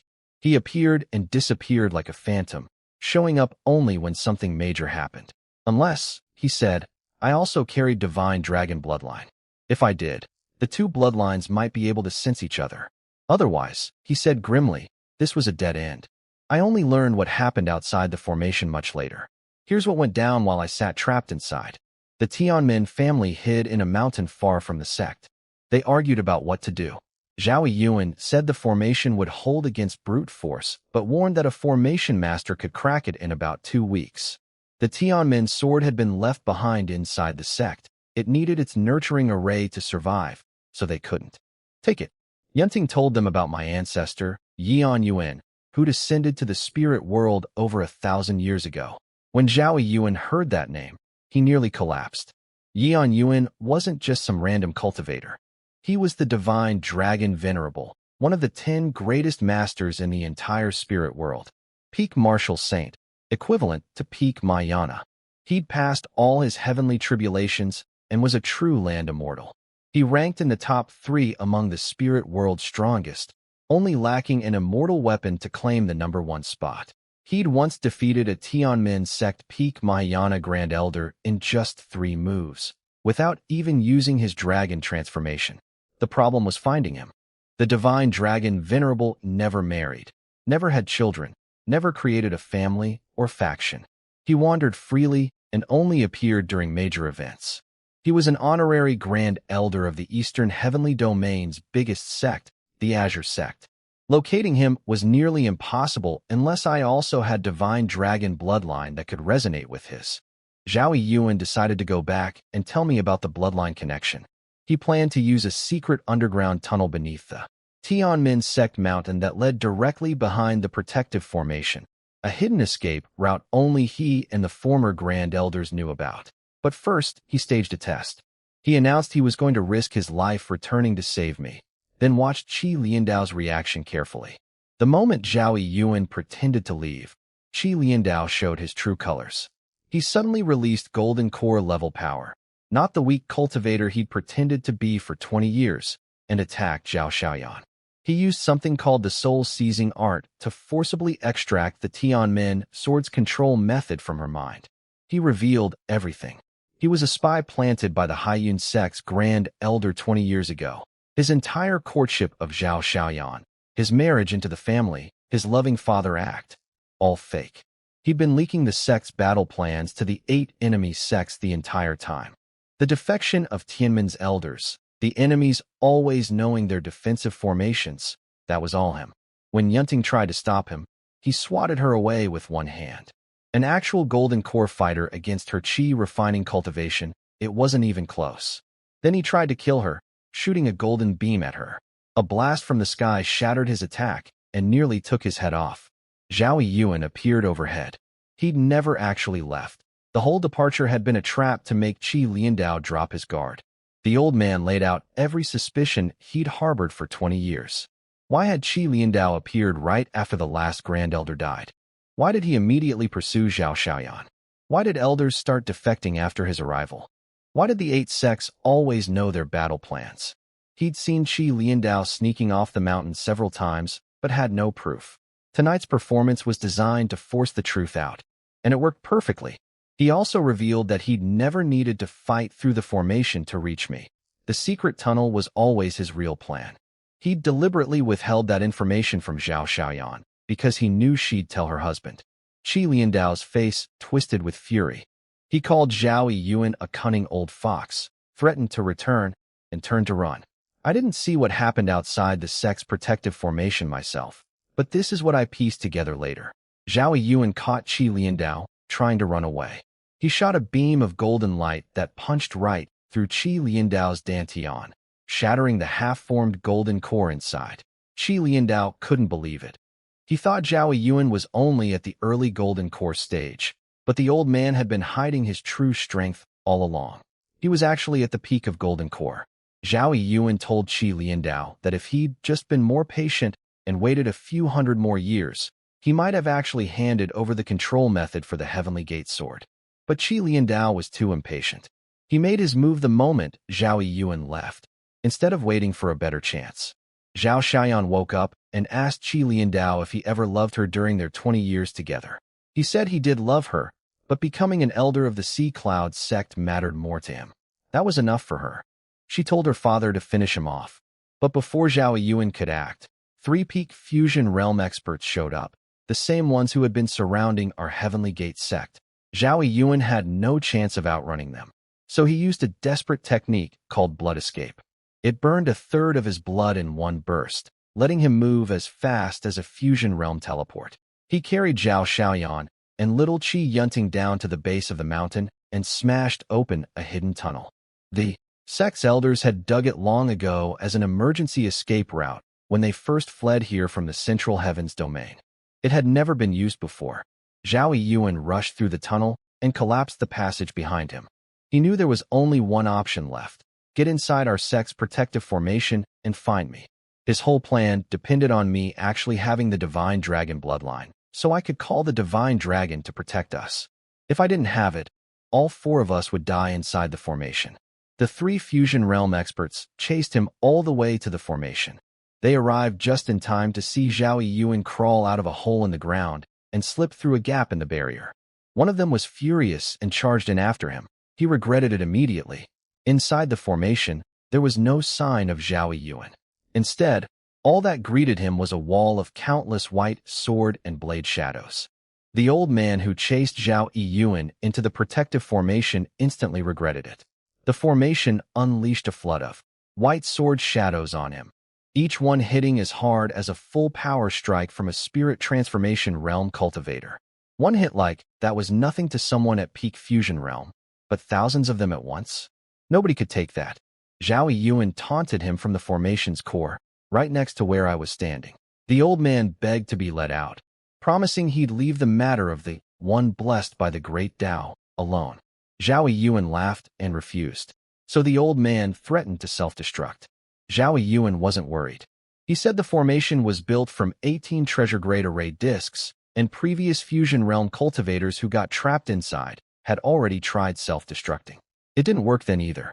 The old man did it anyway, but only a partial self-destruct, testing whether it would crack the barrier. A huge explosion shook everything. I watched the formation's miniature display and saw a crack appear on the barrier. I asked Zhao Yuan if it would hold. He waved it off, said it was fine. He was right. The crack slowly healed itself. When the old man saw that, he lost all hope. He laughed like a madman, then just let the sword flood consume what was left of him. He didn't try to self-destruct again. Apparently, once you experience the pain of detonating your own soul, you never want to do it twice.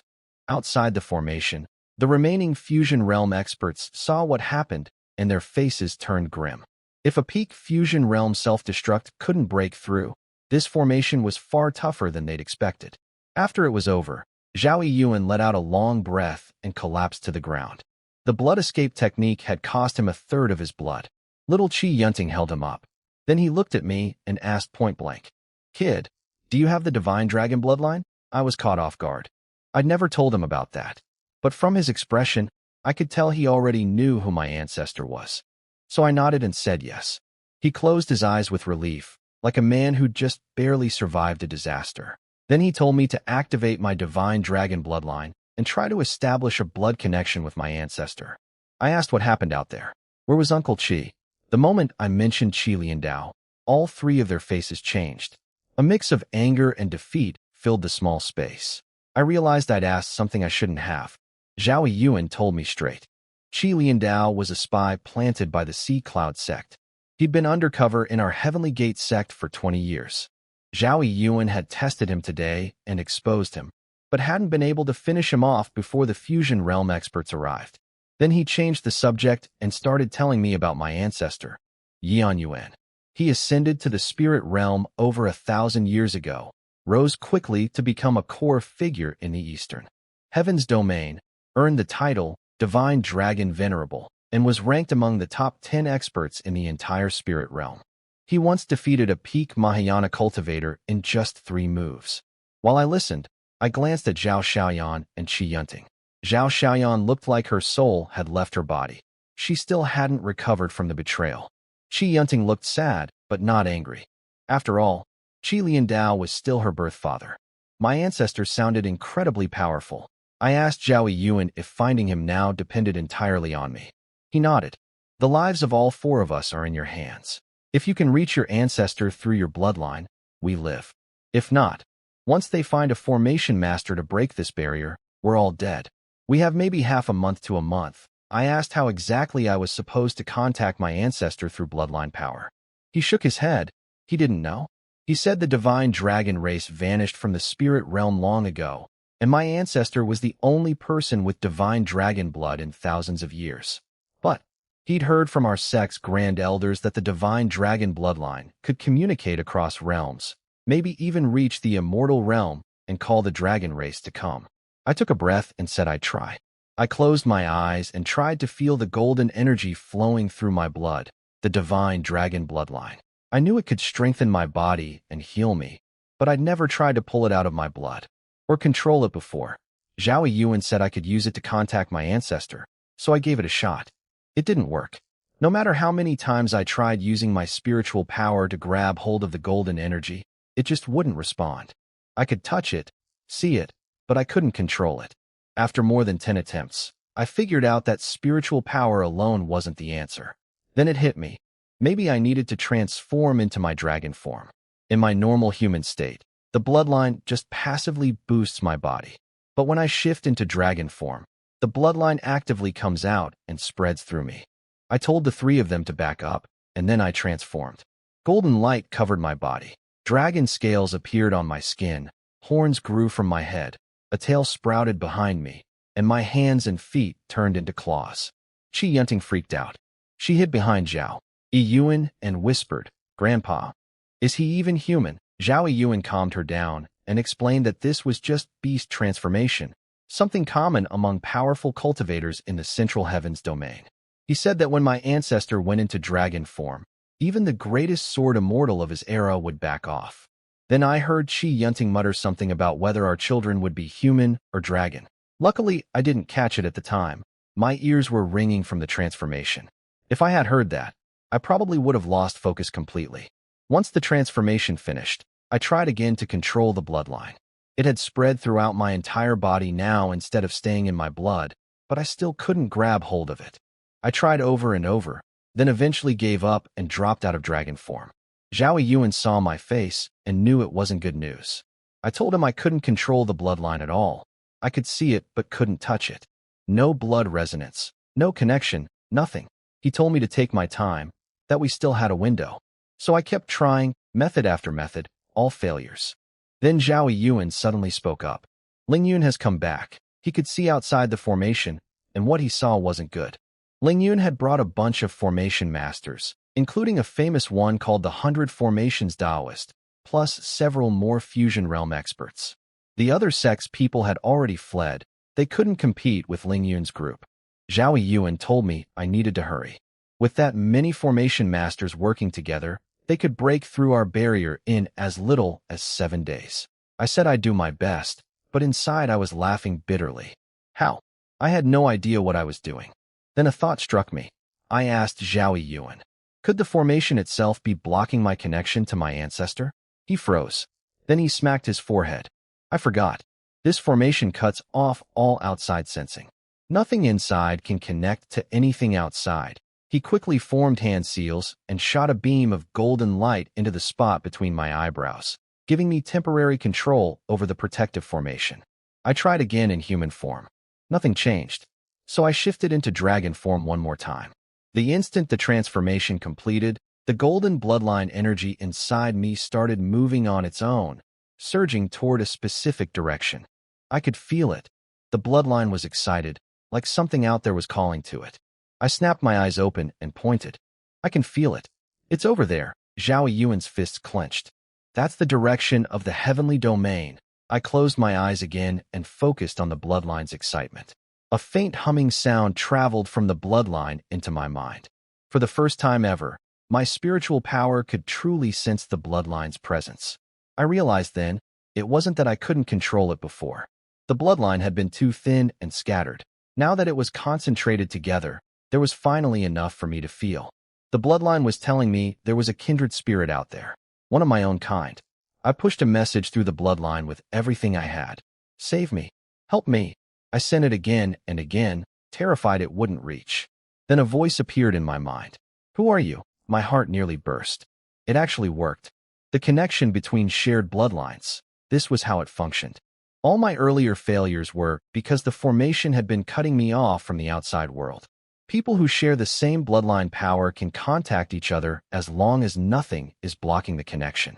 I gathered my thoughts and sent a message through the divine dragon bloodline. My name is Yi Wudao. I'm your descendant. I sent it several times because I was afraid my spiritual power was too weak for the message to get through. After a while, a response came back through the bloodline. Yi Yuan's voice appeared in my mind. You do have the divine dragon bloodline, so you could be from the Yi family.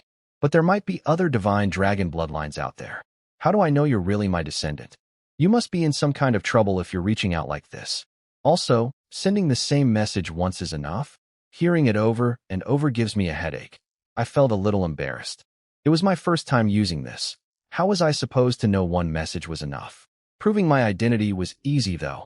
I sent him everything only a real Yi family member would know. The Yi family, the Hu family, the Li family, the Chun family, the 4 great families.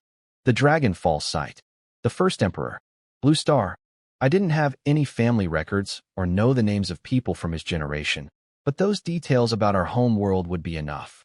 Sure enough, his next message was just 2 words. Where are you? He didn't even ask what kind of trouble I was in. He was just coming. I told him everything quickly. How a spatial rift pulled me into the spirit realm's eastern desolate domain. How I comprehended the power of the great Tao and received its blessing.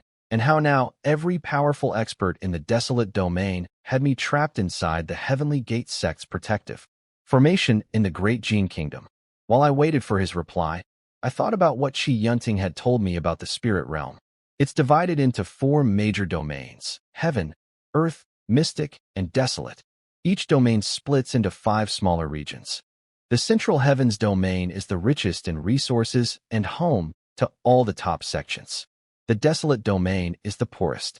Since the path to the immortal realm was severed, the spirit realm is basically an island with a shrinking pool of resources, enough for maybe a few thousand more years. That's also why they cut off ascension from lower realms.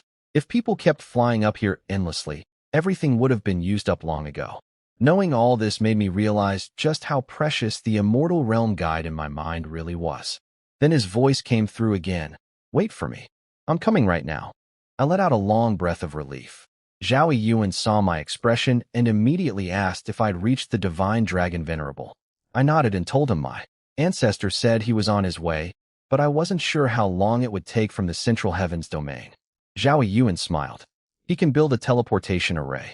He'll be here in the time it takes to burn one stick of incense. Then his expression turned serious as he looked outside the formation. Ling Yun is about to have a very bad day. I dropped out of dragon form and looked outside too. I had control of the formation now, so I could see what was happening. Outside the barrier, Ling Yun was talking quietly with an old man who had the most ridiculous hairstyle I'd ever seen. Classic bald spot on top, but instead of shaving it clean, he'd grown out the remaining ring of hair and tied it all into a bun at the back of his head. This was the 100 Formations Taoist. Ling Yun asked him what he thought of the formation. The old man studied it carefully and said it was a small heavenly cycle array made from 18 treasure-grade formation discs arranged using the principles of ancient mystical formations. He said its defensive strength was already at the spirit array level. Any ordinary Mahayana cultivator who charged in without understanding formations would die for sure. But without a spirit-grade disc to anchor it, the array lacked the power of the great Tao, which meant a stronger Mahayana cultivator with deep enough Tao comprehension could smash through by brute force. Zhao Yuan's face tightened when he heard that. This 100 Formations Taoist really knows his stuff. He saw through our formation's nature with a single glance. Outside, Ling Yun asked how long it would take to break through. The 100 Formations Taoist smiled and said that 2 other Fusion Realm experts had already asked him before, but he'd turned them down. He didn't want to die to the Heavenly Gate sword. He only agreed to come because Ling Yun was at the Mahayana level and could protect him. Then he laid out 3 conditions. First, he wanted a small bowl of my blood. The blood of someone blessed by the great Tao, just enough for his own research into formations. Second, after the formation was broken, all 18 array discs would belong to him. That was standard practice in his trade. Third, Ling Yun had to swear a great Tao oath not to betray him afterward and to guarantee his safety. Ling Yun wasn't happy about being given conditions by someone so far below his level. But the 100 Formations Taoist was the only person in the entire desolate domain who could break our barrier quickly. Every other skilled formation master had sect backing, and involving them would mean sharing the prize. So Ling Yun had no choice but to listen. Ling Yun stared at the 100 Formations Taoist for a long 3 seconds, then finally agreed to all 3 conditions. He knew the old man had planned everything out before coming, and there was no room to negotiate. Time was against them. Those Fusion Realm experts he'd chased away would spread the news about me, and within 3 days, cultivators from the Mystic Domain or Earth Domain could show up to compete. Ling Yun asked how long the formation would take to break. The 100 Formations Taoist smiled and said half a day would be enough, as long as the other formation masters cooperated. He said that while our formation was impressive, in the records of the ancient 10,000 Formations sect, it only counted as mid-level.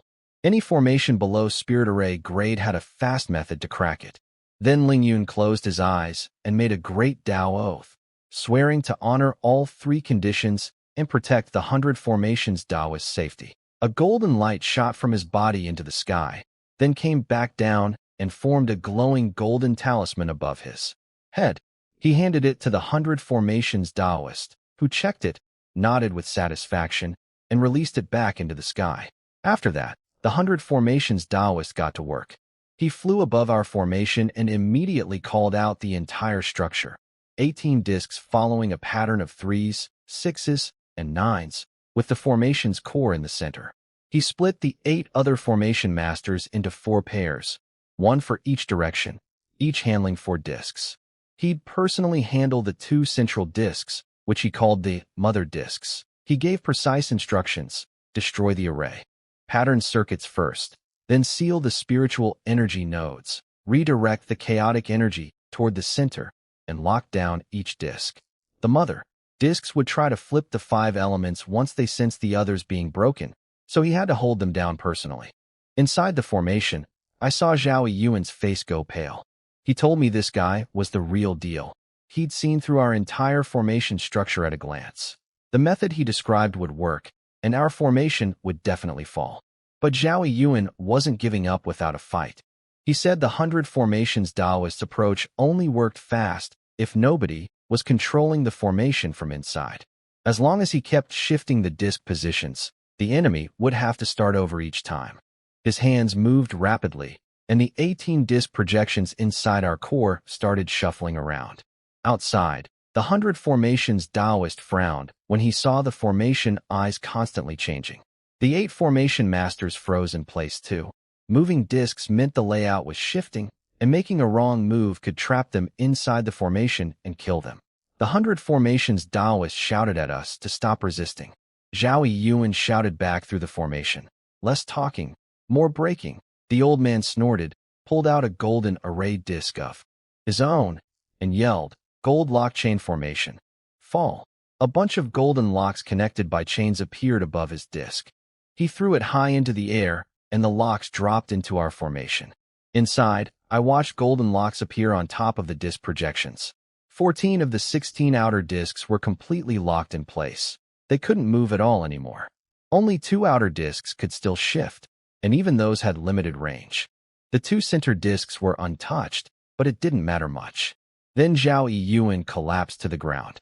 "It's over. I've lost control of the formation." I asked if the 100 formations Taoist had stolen control. He shook his head. It wasn't stolen. The old man had layered his own formation on top of ours, locking our discs so Zhao Yun couldn't move them. It was like being handcuffed. The formation was still ours, but we couldn't do anything with it. He looked at me quietly. "Now it all depends on when your ancestor gets here. At this rate, they won't even need half a day to break through." I asked Zhao Yun about the great Tao oath I'd seen Ling Yun make. He explained that it was a manifestation of the power of the great Tao, the fundamental laws of heaven and earth. If someone breaks a Tao oath, the Tao itself strikes them down with a full blast of its power. Almost nobody can survive that unless they're an extremely powerful immortal or have a supreme-grade immortal weapon to block the hit. That's why nobody makes a Tao oath unless they absolutely have to. I looked out at Ling Yun. This old monster really was going all out to get my blood. The formation masters began working on our discs, precisely locating each disc's weak points, and using opposing arrays to dismantle them step by step. I'd originally thought we had 7 days. Now it looked like we didn't even have one. All I could do was pray my ancestor would hurry up. Outside the formation, the 100 formations Taoist sat in the center, while his 8 formation masters worked on the outer discs. About an hour in, one of them, a white-haired old man on the east side, broke through the first disc using a technique called silk thread dissolution. He sent white threads into the formation, tightened and loosened them until the disc failed. I watched the disc projection above us go dark. "That fast," I said. Zhao Yun sighed. "His technique is solid. He used those threads to take control of our disc and shut it down. If only our spirit-grade disc hadn't been damaged years ago, none of this would be happening." Chi Yunting looked at me and said, "Wu Dao. Brother, maybe you should check where your ancestor is." I paused. "Yunting Jia, you're 20 and I'm 19. You should call me little brother." She turned red and mumbled something about whether an older sister-younger brother romance was appropriate. I pretended not to hear that and shifted into dragon form. I sent a message through the bloodline, but got no response. After dropping the transformation, I told them my ancestor wasn't answering. Zhao Yun waved it off. "He's probably in a teleportation array. When you're being transported, all outside connections are cut off, even bloodline links." I sat back down and watched the formation masters chip away at our barrier. I started thinking that if I survived this, I really needed to learn formation techniques. Having a formation was like having a permanent advantage. We'd held off a Mahayana cultivator and over a dozen peak fusion realm experts with this one array. If Ling Yun hadn't found the 100 formations Taoist, they'd still be stuck outside. Then a voice boomed from the distance. "What kind of dump is this? Took me forever to find it." The Heavenly Gate sect used to be a major sect in the Central Heavens domain, and now they're hiding in this mountain hole. My face lit up. "That's my ancestor." Zhao Yun jumped to his feet and looked outside through the formation. He'd heard of the divine dragon Venerable, but had never seen him. They were from completely different eras.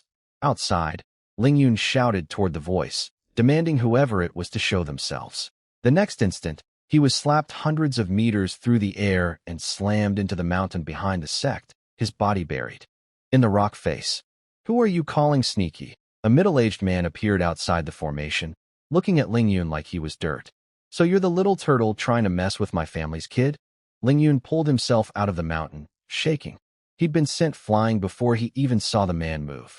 He bowed and introduced himself, calling the man Senior, and asking if there was some misunderstanding with the Heavenly Gate sect. My ancestor glanced at him with contempt. You? A true person? How shameless can you get? Then he spotted the 100 Formations Taoist trying to sneak away. Lu Haikua, you see me and you're just going to leave without saying hello? The 100 Formations Taoist froze mid-step, slowly turned around, and bowed. Junior Lu. Haikua greets the divine dragon venerable. My ancestor grabbed him from a distance like picking up a toy. The old man had zero ability to resist. It's been a few hundred years, and your cultivation still hasn't improved. I let you off easy back then and told you to get out of the heavenly domain. And now you're here trying to break into my descendants' home. He slapped the 100 Formations Taoist flying too. The old man scrambled back, crawled to my ancestor's feet, and begged on his knees. Divine Dragon Venerable, I had no idea he was your descendant. It was this Ling Yun who hired me. It has nothing to do with me. Ling Yun was completely stunned. The Divine Dragon Venerable, one of the top 3 among the spirit realm's 10 greatest experts. Someone who could flick his finger and erase Ling Yun from existence. And the person he'd been trying to capture and drain of blood was this monster's descendant. My ancestor smiled at Ling Yun. Old man, you've got some nerve. Going after my family's kid? Wanting to drain his blood for pills? Ling Yun bowed frantically. Divine Dragon Venerable, I had no idea he was your descendant. This is all a misunderstanding, my ancestor grinned. Misunderstanding? We'll see about that once my kid comes out. Then he looked around at all the fusion realm experts and formation masters and said, Everyone stand still. Move 1 inch and I'll scatter your souls. Nobody moved. The wind blew hair into some of their eyes, and they didn't even dare blink. Then he called out toward the formation. Yi Wudao, get out here. Your old ancestor has arrived. What? You want me to come in and carry you? I heard that and my mouth twitched. From everything he'd said since showing up, I could already tell exactly what kind of person my ancestor was. Arrogant, domineering, wild, completely lawless, afraid of nothing. Put it all together, and yeah, that sounded about right for someone ranked in the top 10 of the entire spirit realm. I looked at Zhao Yuan and said, Grandpa Zhao, take down the formation. He nodded and formed a hand seal. The barrier vanished and all 18 array discs settled gently onto the ground.